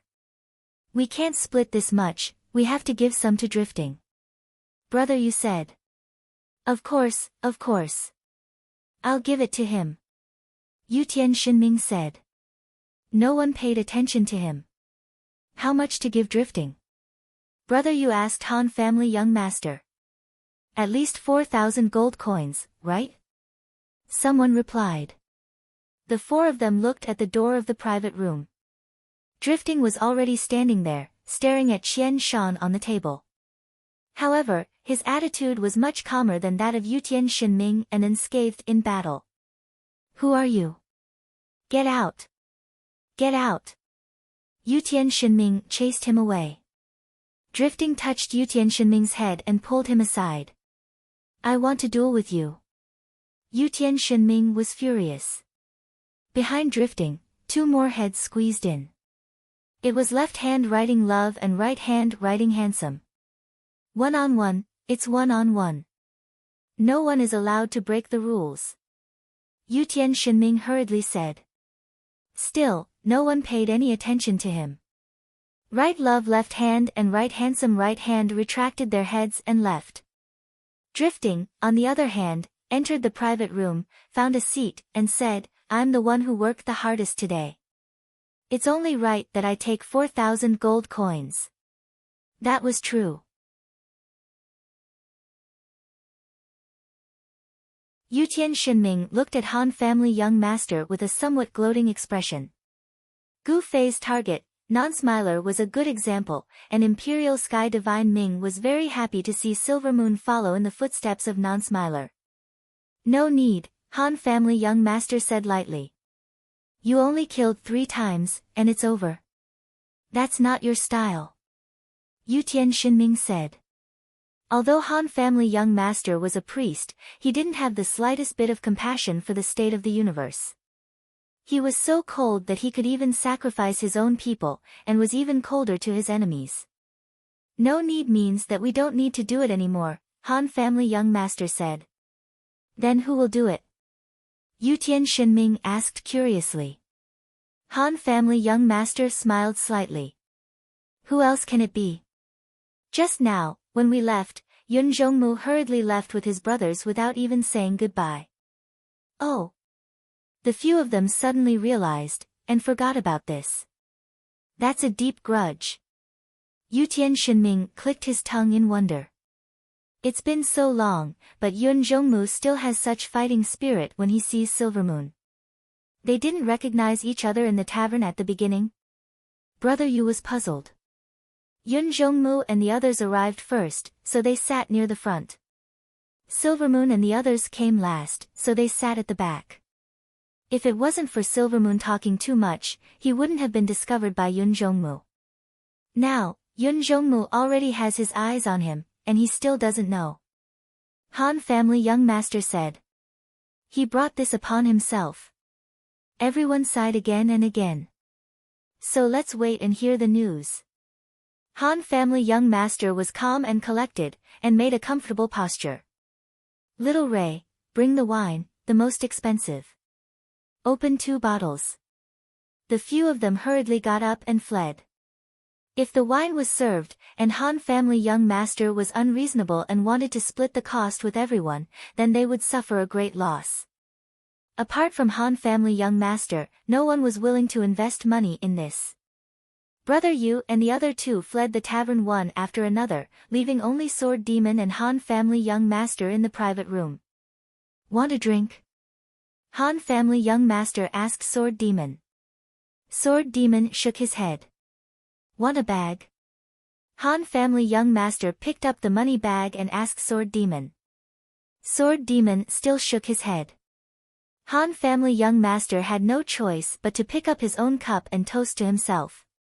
The meet and greet has come to a successful end. Cheers. Then he raised his head and downed the cup. Successful? Sword Demon asked. Han family young master chuckled. I received the money, and all the presidents are satisfied. Qianli doesn't have any grudges in his heart. Can it be more successful than this? Oh. Sword Demon wasn't present during the meet and greet, so he didn't know what happened. Han family young master gave a simple explanation. Sword Demon listened without saying a word. In the end, he asked, so, Qianli came prepared. Who told him? The Han clan's young master shrugged. You should ask him. Brother Yu posted the announcement on the forum. Maybe Qianli saw it too. Sword Demon said. That guy is also on the forum. Han family young master snorted. You can't say for sure. Sword Demon said. What a coincidence. Han family young master said indifferently. It was indeed a coincidence. Gu Fei had been on the forum recently. But it wasn't a coincidence. Every time Gu Fei leveled up 5 times, he would go on the forum to search for information. Then he would choose the next leveling area that was most suitable for him to fight monsters. It just so happened that he reached level 40 that day. After logging off the game, he went to the forum to do some research.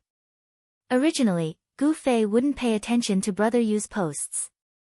But the topic of killing mages was too attractive. Brother Yu's post was pushed to the top.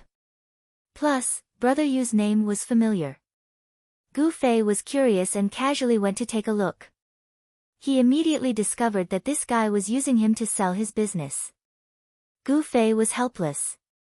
He didn't want to be used as a product, but he also didn't want to have a bad relationship with his friends. In the end, Gu Fei could only entertain himself with the spirit of entertainment. Gu Fei masked his face and cast a weak spell. He wanted to see the scene of the few people being questioned by everyone and being badly battered. Who would have thought that Drifting's unexpected appearance gave Han family young master a chance to divert his attention. Then, Silvermoon's wretched behavior finally provoked Gu Fei to show his skills. But no matter what, this meet and greet finally came to an end. And the ending was a good explanation for Gu Fei, Brother Yu and the others, for the temporary cameo Drifting, and for all the guild leaders and team leaders present. The only one who was miserable was Silvermoon, and his misery continued. Walking on the street to meet up with his brother, he was unfortunately blocked by Cloud Twilight and the others. Boss Silvermoon, long time no see. Cloud Twilight said cheerfully. For him, this trip was not in vain. Butterfly Knot, the problem that no one noticed in the previous chapter is actually Silvermoon and Cloud Twilight living under the same roof. This is so that Silvermoon's misery can continue endlessly. I thought that when we saw the character's appearance, people would question why the two of them stopped fighting. I didn't expect there to be no one. How gratifying.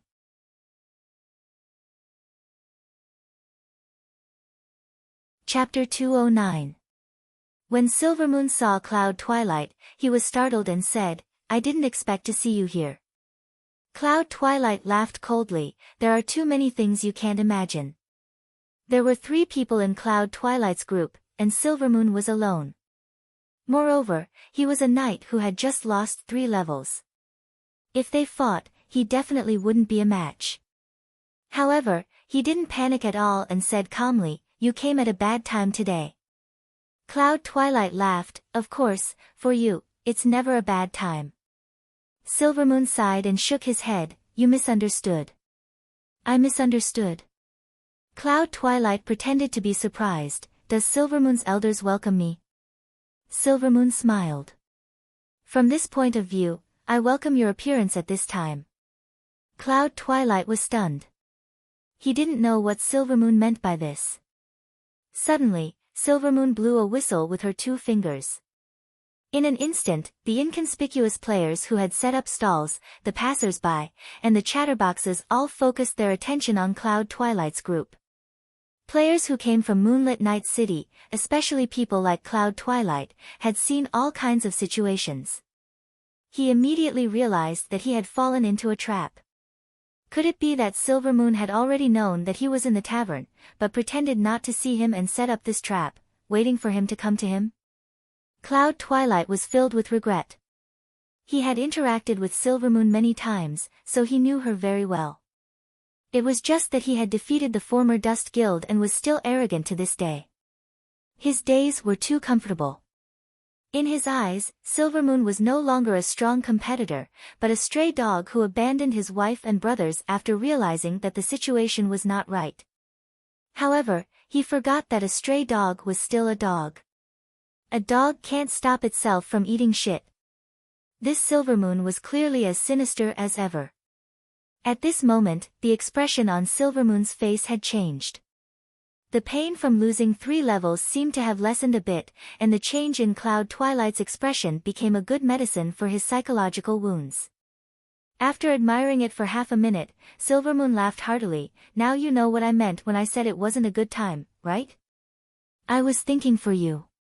"Help my ass." Yun Zhongmu roared, bringing his 3 brothers with him as he charged towards Silvermoon. How could Silvermoon not understand Cloud Twilight? He had long since guessed that he would do something like this under these circumstances. As he retreated, he swung his long sword and activated King's Command. At the same time, the surrounding brothers pounced towards the 3 of them. Silvermoon didn't have many brothers, and most of them were clumsy soldiers. Yun Zhongmu's group of 3 had abundant combat experience. If they sacrificed 1 or 2 of them to stall for time, they might still be able to escape. However, this kind of behavior was clearly not in line with their personalities. All 3 of them had the mentality of dying together. They rushed forward with the intention of risking their lives. Yun Zhongmu was worthy of being called a ruthless person. He forcefully broke through the encirclement and threw himself at Silvermoon to stab him. Silvermoon's defense wasn't low, so she didn't die from the blow. However, she still broke out in a cold sweat. Following that, his brothers charged forward and turned Cloud Morning into a streak of white light. It took a long time for Silvermoon to recover. This bastard, he's gotten a lot stronger. Their equipment is pretty awesome. Pay. Silvermoon spat on the ground. The one who should come doesn't come, but the one who shouldn't come is quite pleased with himself. Silvermoon had been unlucky all night. This time, it could be considered good luck. After being ambushed by Yutian Shinming and unscathed in battle, and then being ambushed by a thief, Silvermoon immediately determined that the other side was preparing to kill him. As a result, he beat them at their own game and set up a trap, using himself as bait to lure out the other side to retaliate. In the end, the one who should have come didn't come. Instead, a Cloud Morning appeared. Fuck. This guy didn't really come to Cloud City for me, did he? Silvermoon muttered to himself. It had already been a month. Hatred in the game usually came easily and left quickly. Normally, the 2 shouldn't have fought for so long. However, Silvermoon's group was an exception. First of all, they had fought and killed for a long time in Moonlit Night City, so their grudges were quite deep. Second, when they were being hunted down, Silvermoon had long since escaped without a trace. Yun Zhongmu and the others had killed to their heart's content, but the more they killed, the more they felt it was a pity that they hadn't been able to kill Silvermoon. They really missed him. Third, as mentioned before, Silvermoon was nothing in Yun Zhongmu's eyes. He felt that killing him was as easy as going out to buy some soy sauce. In the end, he was sent back to Moonlit Night City. The three of them didn't log in at the revival point in Cloud City. After dying, they naturally returned to the revival point in Moonlit Night City. Silvermoon didn't know that the three of them had already returned to Moonlit Night City. He really didn't notice Cloud Morning in Little Ray's bar. At that time, he was completely focused on Brother Yu and the Han family young master. Where would he have the time to pay attention to anyone else? Right now, he was worried that Cloud Morning would bring a large group of people to kill him. Silvermoon had been in Cloud City for some time, and the development of his mercenary group could only be said to be average. As a latecomer, he had to compete with the veteran mercenary groups in the city during the open beta period for talents.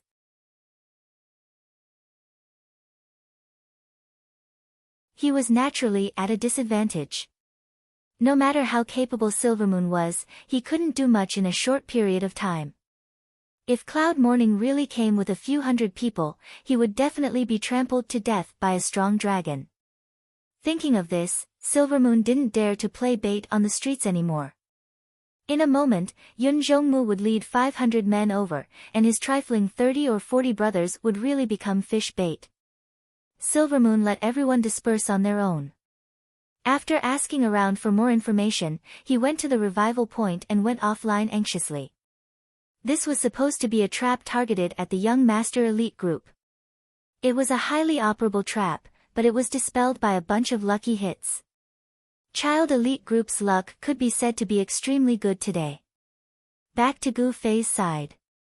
After completing the quest in the tavern and killing the remaining members of Silvermoon's group, he flew back to the wanted quest office. Then, he accepted a few more quests. While he was PK for fun, he also cleared his PK points. Usually, this time would be the time for a guild war. That PK would be so satisfying. Gu Fei thought. His regret towards Amethyst's elimination was probably even greater than most of the girls in Amethyst. And right now, the wanted quests couldn't satisfy Gu Fei's needs anymore. The higher the level of the players, the harder it was to level up, and the more they cherished their levels. Thus, the relationship between them became more and more harmonious. Recently, when Gu Fei had nothing to do, he did PK quests. Most of the targets were new players below level 30. They were so weak that Gu Fei couldn't find any entertainment at all. Just now, he actually caught a big boss level character in the tavern. Apart from that morning's against the current quest, Gu Fei hadn't received such a high reward in a long time. That's right, the reward. In the eyes of others, the reward of a quest was only known after the quest was completed. But for Gu Fei, the reward was based on the target he received.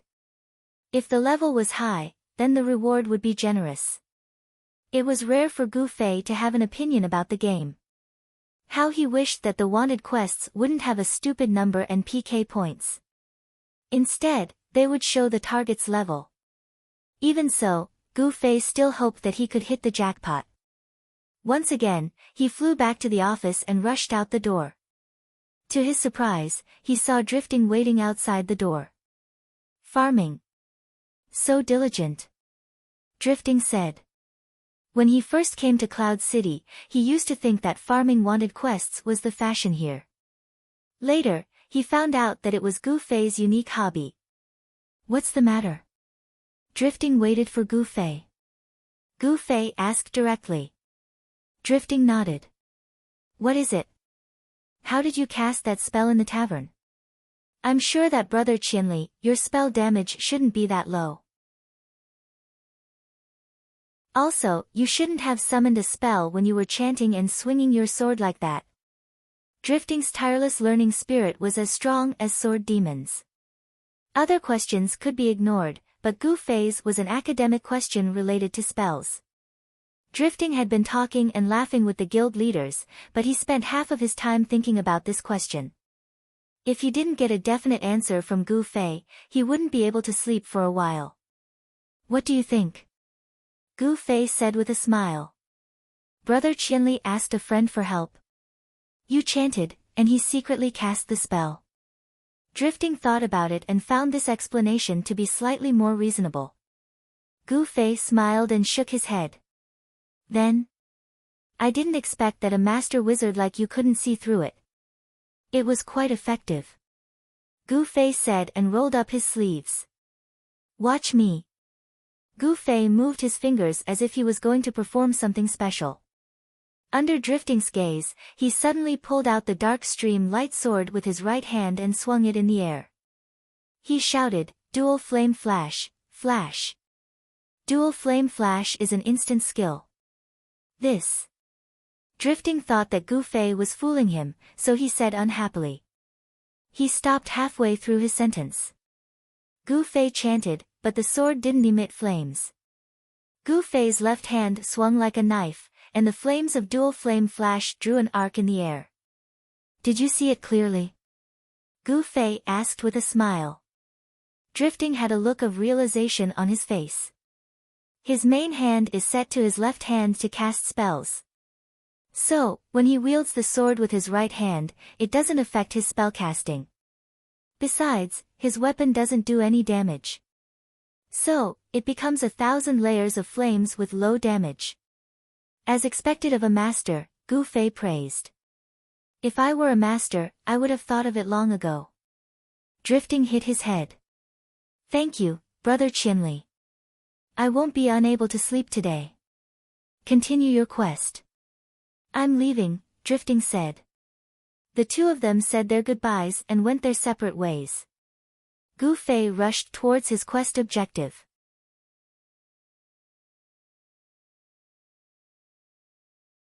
Chapter 210. Frequent bounty quests had trained Gu Fei's ability to identify directions based on coordinates. Especially in Cloud Peak, with the Windchaser coat of arms changing coordinates every minute, Gu Fei could even determine which street the other person was strolling on. After observing the coordinates a few more times, Gu Fei could even determine where the other person was going. Not good.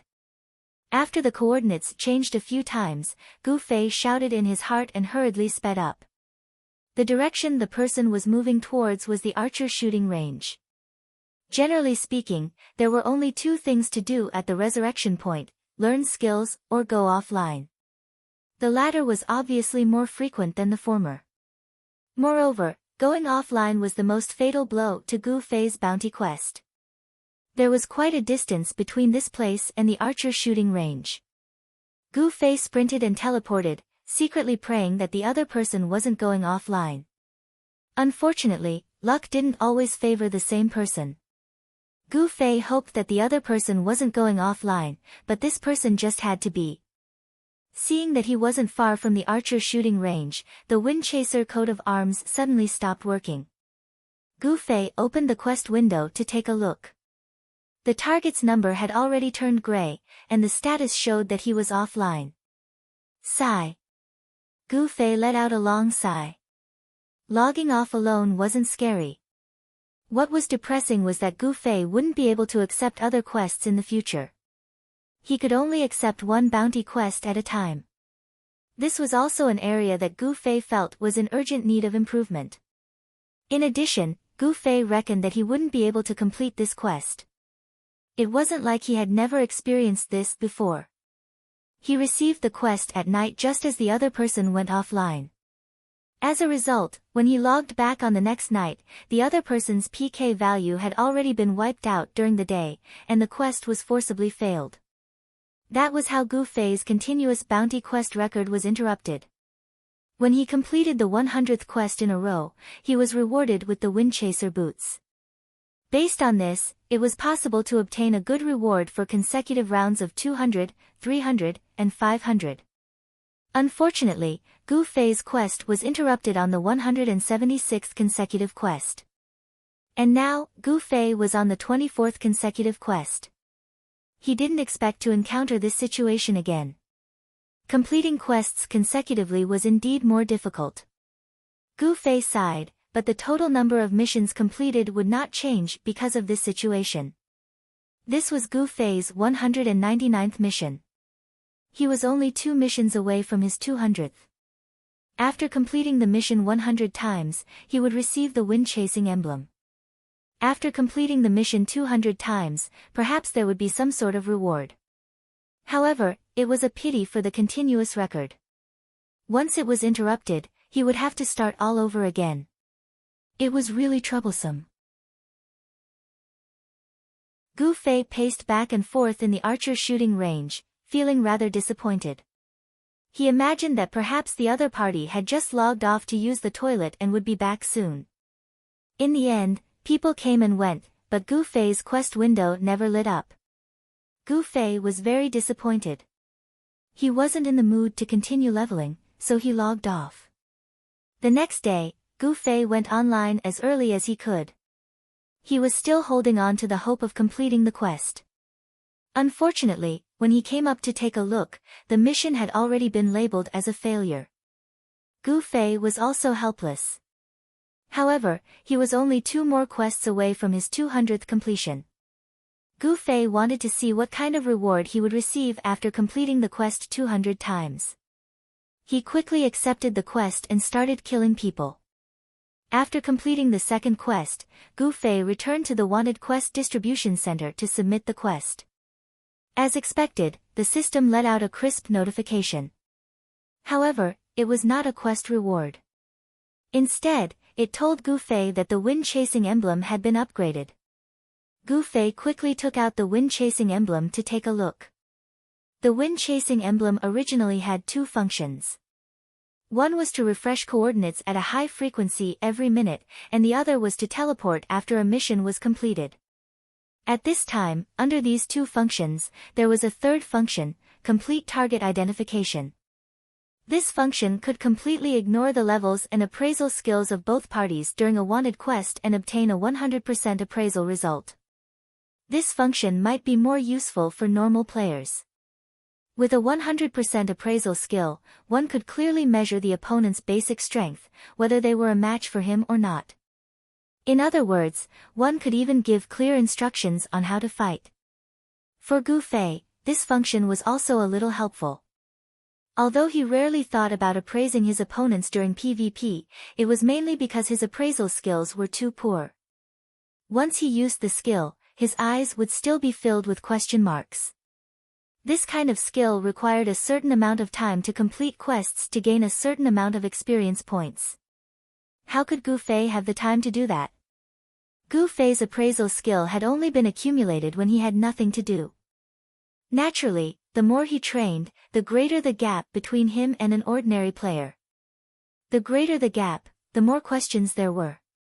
At this point in time, Gu Fei's appraisal skill could be said to exist in name only. However, now that he had this thing, at least Gu Fei could satisfy the craving of appraising experts during wanted quests. It was better than nothing. Gu Fei hurriedly accepted a quest and went to experiment. It had been a long time since he had seen a PvP fanatic on the wanted list. This situation wasn't just limited to Cloud City, it was also the same for the overall wanted list. It could be seen that the progress and thinking of all players in the game were roughly the same. After leaving the mission announcement hall, Gu Fei went straight to the coordinates. Gu Fei could tell at a glance that it was the Central Plaza Tavern. This was the kind of place that Gu Fei liked the most. Not only would he not move when sitting in the tavern, but he would also usually be with his friends. This way, he could often trigger the hidden mode of Gu Fei's favorite quest, fight with the other party's friends. Along the way to the tavern, the other party's coordinates did not change at all. When Gu Fei entered the door, he already saw the back of a person with the target's serial number, 19857. Gu Fei was not in a hurry to go forward. He first tried the appraisal function of the wind-chasing emblem. As expected, the 100% appraisal information was extremely detailed. The data of the person from head to toe was seen by Gu Fei. After looking at it, Gu Fei was a little disappointed. The person was only a level 34 mage, and his equipment was extremely mediocre. Gu Fei let out a deep sigh, walked up to the table, and lightly knocked on it, saying, "Wanted mission." The reaction of the people at the table was not very strong. They just raised their heads together. After seeing Gu Fei clearly, everyone's expression was extremely surprised. And Gu Fei also felt that there was something strange. The table in front of him was filled with boys and girls about the same age as Yutian Shenming, but Gu Fei felt that they looked a little familiar. Before he could remember what was going on, the people at the table had already said, "Teacher Gu." As they shouted, the people at the table had already stood up in a panic. One by one, they stood at the side of the table in embarrassment. "Ah!" Gu Fei replied in surprise. It turned out that this table was actually filled with his students. Anyone who had been to school would know that it was rare for a normal teacher to recognize all the students in a class. As a physical education teacher would represent more classes, they would have fewer chances to interact with the students in each class. This situation was even more obvious. Normally, a PE teacher would recognize a few students who excelled in sports. But for Gu Fei, if a student knew how to perform a few sets of boxing, he would definitely recognize that student. As for the others, regardless of whether they were good or bad, he treated them equally. So, he basically didn't know many students. The table in front of him was one of them. Because Gu Fei had seen them in class, he vaguely felt that they looked a little familiar. If you wanted him to call out their names, it would be impossible even if you beat him to death. But the students would definitely recognize the teacher. After a brief moment of restraint, the few of them began to ask impudently, "Teacher, you play this game too?" After all, Gu Fei was only a physical education teacher. It was very different from the ordinary teachers who taught every day with a straight face. In front of him, the students would not be too nervous. Moreover, Teacher Gu Fei was a joke in their school. If it were their homeroom teacher standing in front of them, these kids would probably have already flown away. The students were at ease at this time, but Gu Fei seemed a little uncomfortable. "Teacher, what did you just say when you knocked on the table?" a student asked. "Nothing, just passing by, passing by." Gu Fei quickly said, "You guys have fun, I'll leave first." "Hey, teacher, don't be in such a hurry to leave. Let's play together," a student shouted boldly. As the voice was loud, it naturally attracted a lot of attention. "Teacher?" "Students?" The players whispered to each other as they sized up this strange combination. Gu Fei was born in a martial arts family. The ethos of his family was to respect teachers.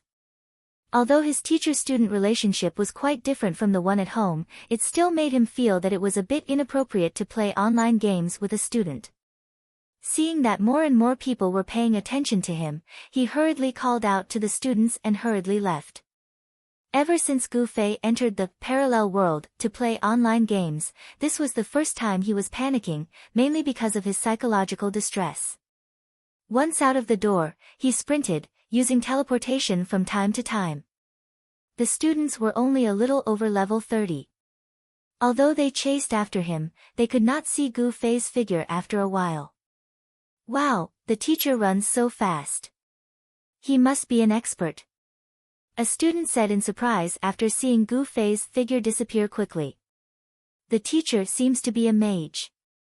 How can he run so fast?" Another student said. "Did you identify him? What's the result?" Someone asked. "I can't identify him. The teacher's level is higher than ours." "Wow!" There was a wave of exclamations. "This is big news. Teacher Gu Fei is also playing in a parallel world, and he's in the same main city as us," someone said. "Ha, let's pull the teacher into our guild." "Yes, yes, yes. Let's go find AFA now." "Oh, We forgot to ask for the teacher's name. How can we find him if we don't know his name? Stupid. Ask him in class. Oh. Butterfly knot, cough. At the beginning of this chapter, there's a happy section surrounding the forces of Gu Fei.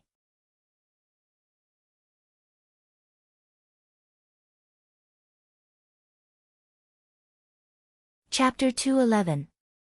Gu Fei passed through several streets. When he looked back and didn't see any students, he let out a sigh of relief.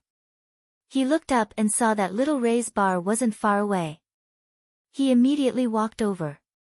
In the Little Thunder Tavern, a few members of the Young Master Elite group had gathered here at a time that they shouldn't have gathered together. They were showing off the equipment that they had bought after earning a huge sum of money yesterday.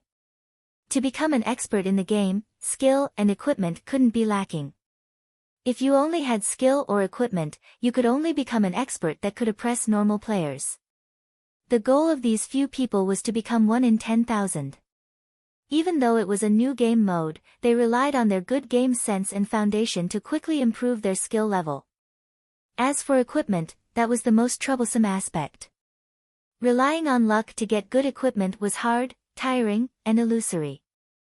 Even though there were quite a few people who said that illusory was what attracted people to the game, those who said this were people who already had illusory equipment. It was easy for them to say this. The other group were people who didn't have illusory equipment and didn't have the money to buy it. When they saw other people spend large amounts of gold to buy equipment, they said that it was sour grapes. Using money to buy equipment was the most effective way to get good equipment. True gaming experts all understood this logic. There were a few experts that had been eyeing equipment for a long time in the market. Unfortunately, they were short on money. Every day, all they could do was look at whether or not the equipment was still there. Finally, the thousands of gold that they had earned yesterday made their pockets bulge. Some of the equipment that they had bought before were no longer in their eyes. Yesterday, they had arrogantly strolled around the market. They really did consider everything beneath their notice. Look at my armor. Unscathed in battle dragged his tall and sturdy body and propped up his shiny black armor. He even leisurely spun around in front of everyone. The armor itself wasn't bad, but the problem was that unscathed in battle wasn't a suitable clothes rack. His body was tall and sturdy. When the equipment in the game was worn on his body, it would be very fitting.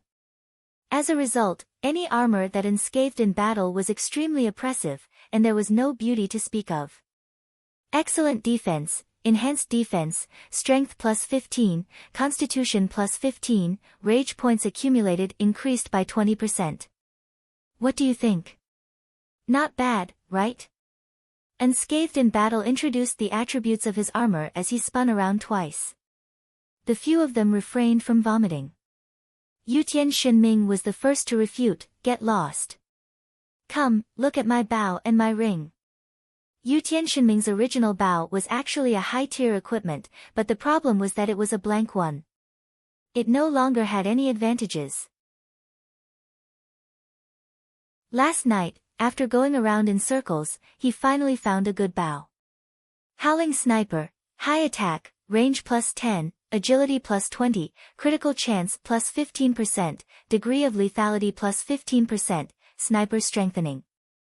Yutian Shenming's bow was a purple equipment, while Unscathed in Battle's armor was only a gold equipment. In terms of quality, it was immediately inferior. Just as he was about to introduce his ring, Unscathed in Battle had already thrown his sword on the table. Look at my sword, it's also purple.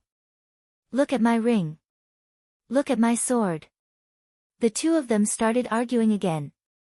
Han family young master also picked up an item and threw it on the table. Look at this. Everyone looked up. The most expensive wine in the parallel world was 20 gold coins per glass. Han family young master had a whole bottle, which was worth 120 gold coins. Although the price couldn't be compared to the equipment, the meaning was different. Equipment was a necessity. As long as there was enough money, anyone would be willing to invest in it. Wine, on the other hand, was a luxury. No matter how rich a person was, he would usually drink the lowest quality wine in the game. At most, it would be slightly better. There was definitely no one who would buy wine that cost 120 gold coins. In terms of consumption, Han family young master was undoubtedly better than the two of them. He looked at them mockingly. You guys are not good enough. TSK. Prodigal young master. The two of them were obviously unhappy and retorted. Brother Yu, what did you buy? Han family young master turned his head and asked Brother Yu who was beside him.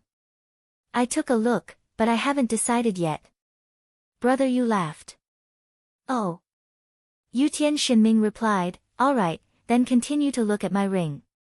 My ring, keep the items, Qianli is here. Han family young master suddenly interrupted Yutian Shinming.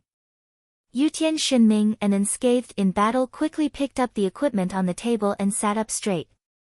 The curtains at the side rolled up and Gu Fei walked in.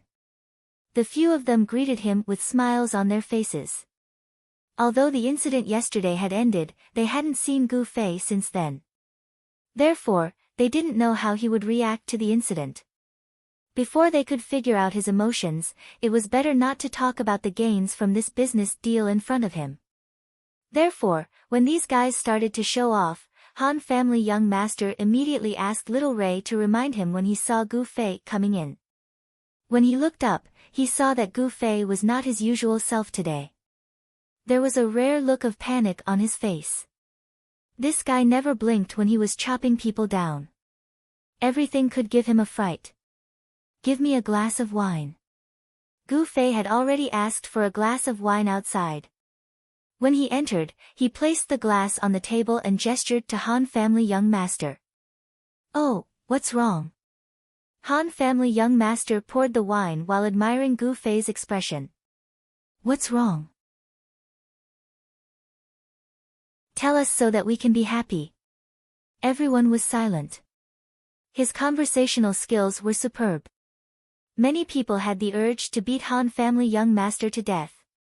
It wasn't without reason. However, Gu Fei didn't care much.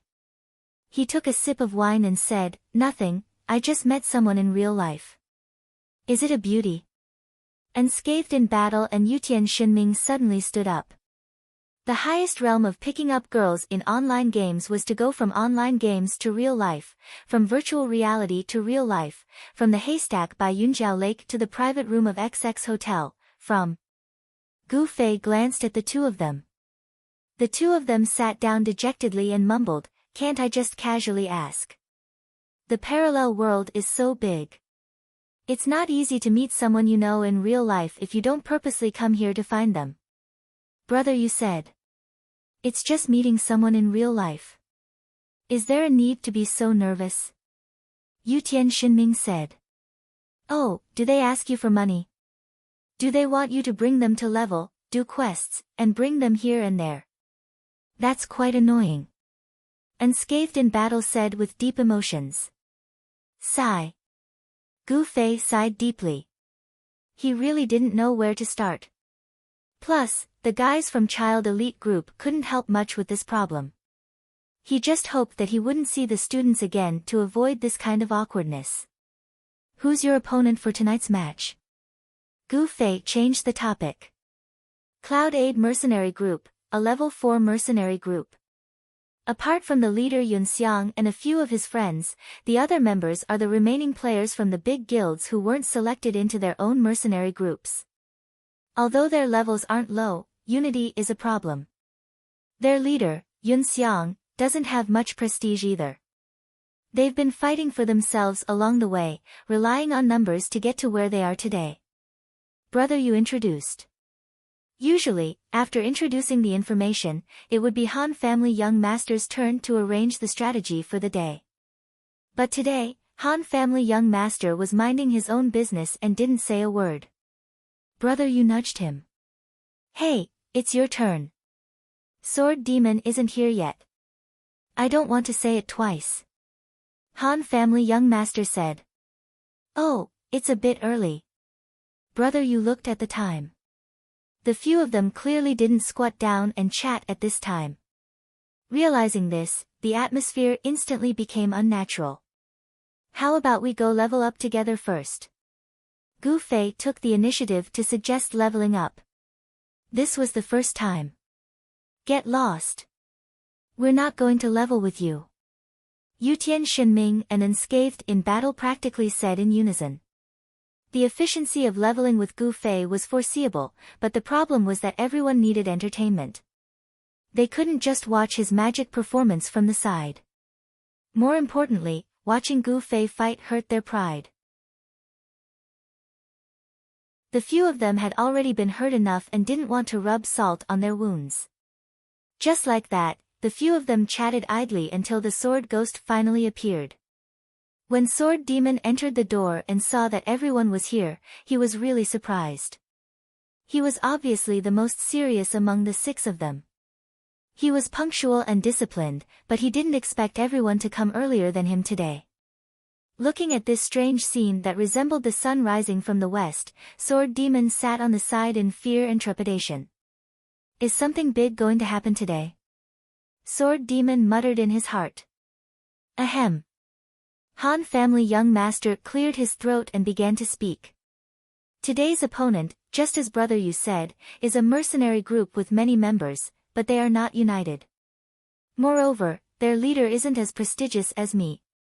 However, because they are not united and their leader can't do anything about it, it may be a problem for us instead.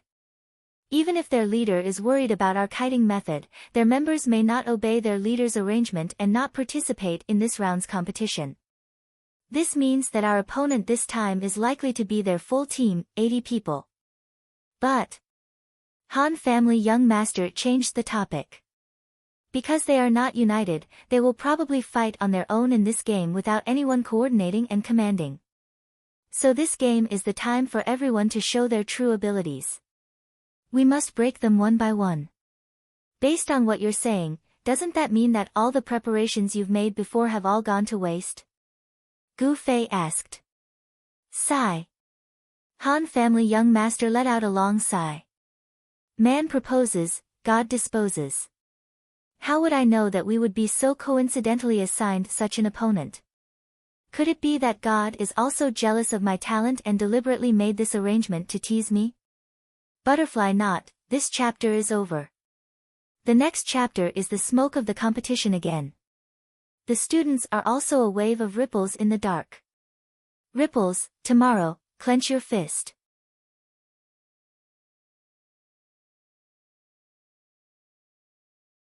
Chapter 212. How many rounds are left in the tournament? Gu Fei suddenly asked. Nowadays, the bounty quests were becoming less and less useful to him. The players in the tournament were more skilled, and the further they went, the higher they got.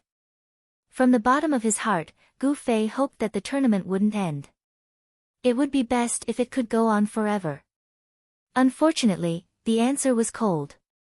Brother Yu quickly replied, Cloud City is already at the top 16. Top 16. That means there are still 4 rounds left. Gu Fei counted with his fingers. His tone was filled with regret. Speaking of which, why is it exactly 16? Isn't it 17, 15, or some other number that's just enough to decide the winner?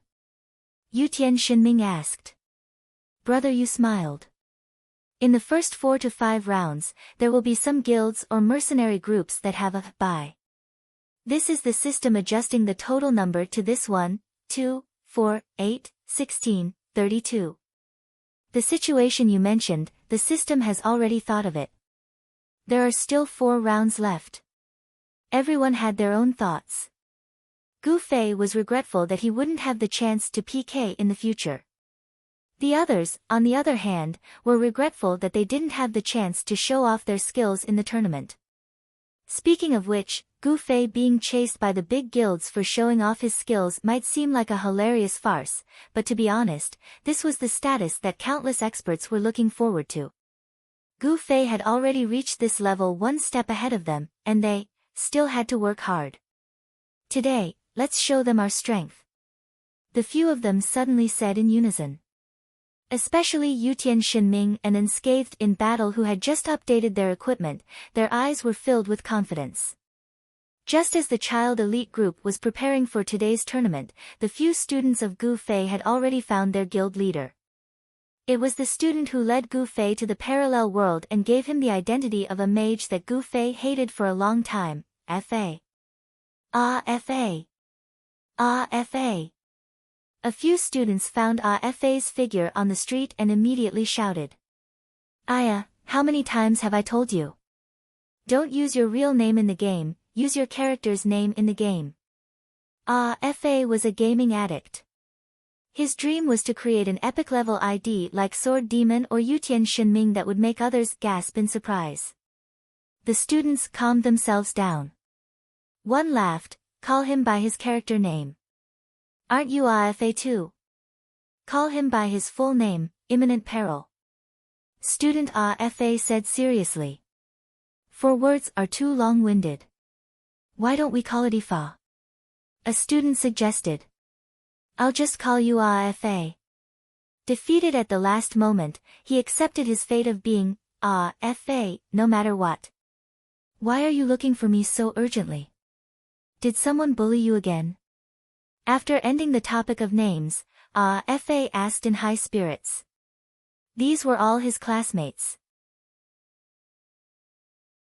Normally, Fa was just an inconspicuous ordinary student in class, but in the game, he was the boss. The main reason was that he managed to obtain an account that was difficult to obtain during the open beta period. After the official launch, the main city could be chosen. Naturally, his classmates would choose to gather in one place. Since Fa had already lost his main city, everyone ran to Cloud City. Therefore, it was a coincidence that Gu Fei met his students. No one bullied us. We even bullied a guy who stole our kill. A student replied proudly. It was the student who was supposed to be sent to prison by Gu Fei, number 19857. Then what happened? Fa asked. Guess who we just saw?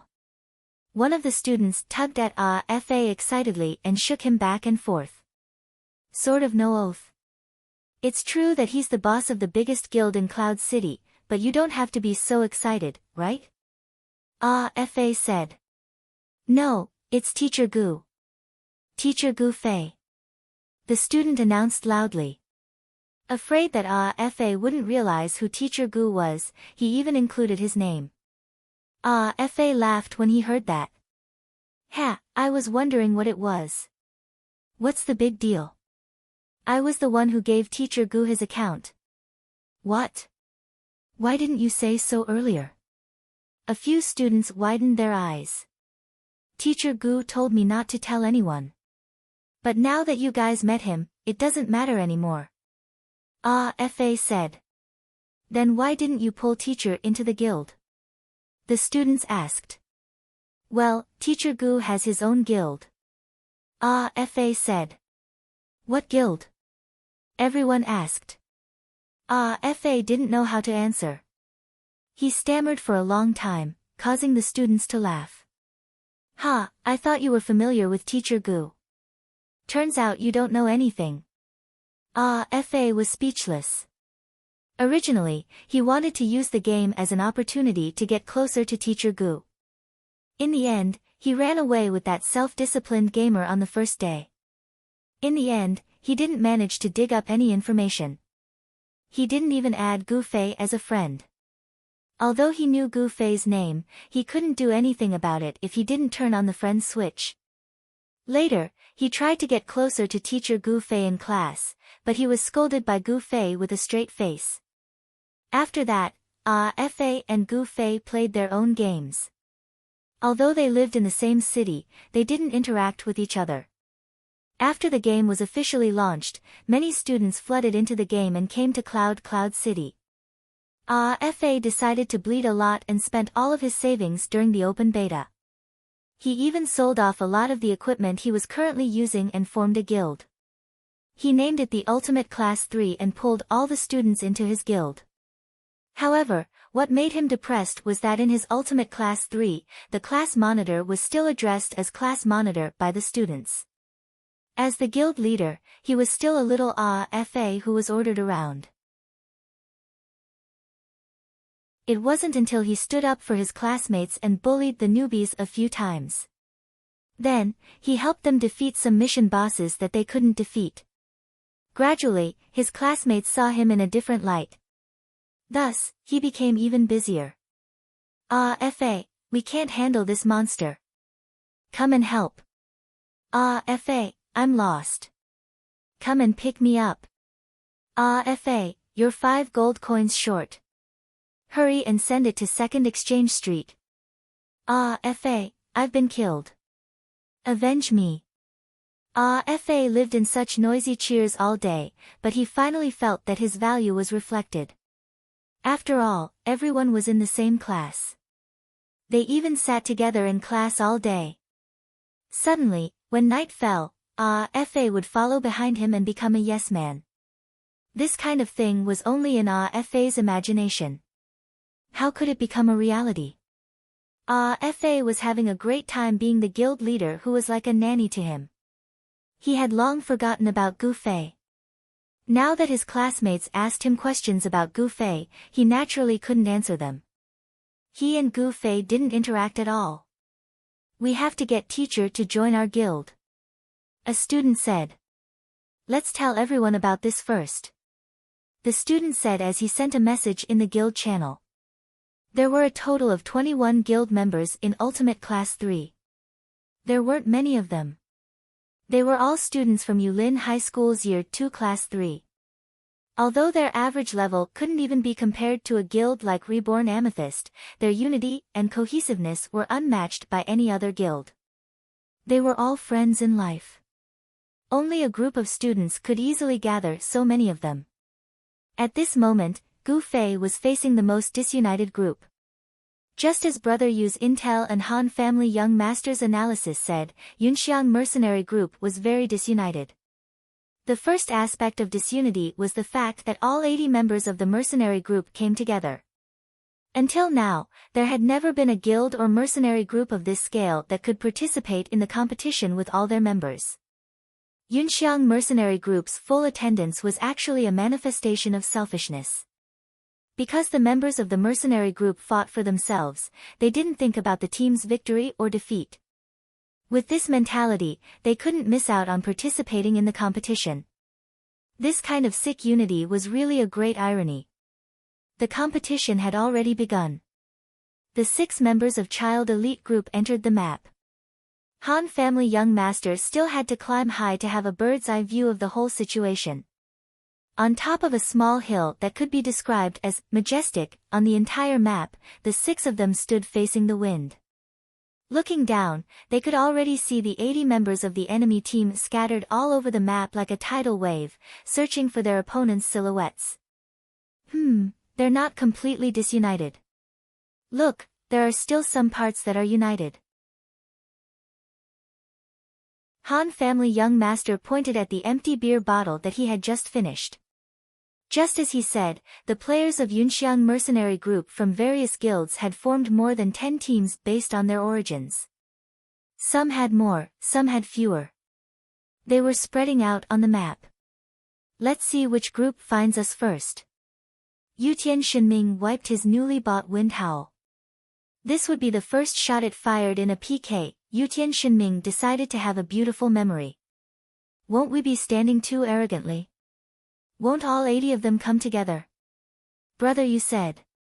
There will be those who come first. Look. Unscathed in battle pointed. Sword Demon nodded his head, it looks like that group will be the first to arrive. Unscathed in battle was pointing at a group of 5. Their advancing speed was extremely fast and they were heading towards the hill that the 6 of them were standing on. Everyone, be quick. They'll fight their own battles and come first. If everything goes smoothly, we'll just take them out one by one. Han Family Young Master said. Don't worry. Gu Fei had already drawn his sword. In the blink of an eye, the 5 of them had already arrived at the foot of the hill. Yutian Shinming was not in a hurry to shoot at the 5 of them. He smiled and waved at the 5 of them. No one would have thought that the 5 of them would just glance at the 6 of them, turn around and head in another direction. What's going on? The 6 of them looked at each other. They seem to treat us as their own. Gu Fei said. This mercenary group, it's so scary that they're not united. Everyone exclaimed. Butterfly Knot, wow, such a long chapter name, it feels so good. You're tuning into the Blissful Bookshelf YouTube channel. We're so grateful for your support, and don't forget to subscribe to join us on this incredible journey through captivating stories. Your generosity through donations truly makes a world of difference, as it's the primary source of revenue that allows me to expand and enhance this channel for you. Thank you from the bottom of my heart for being a part of this adventure.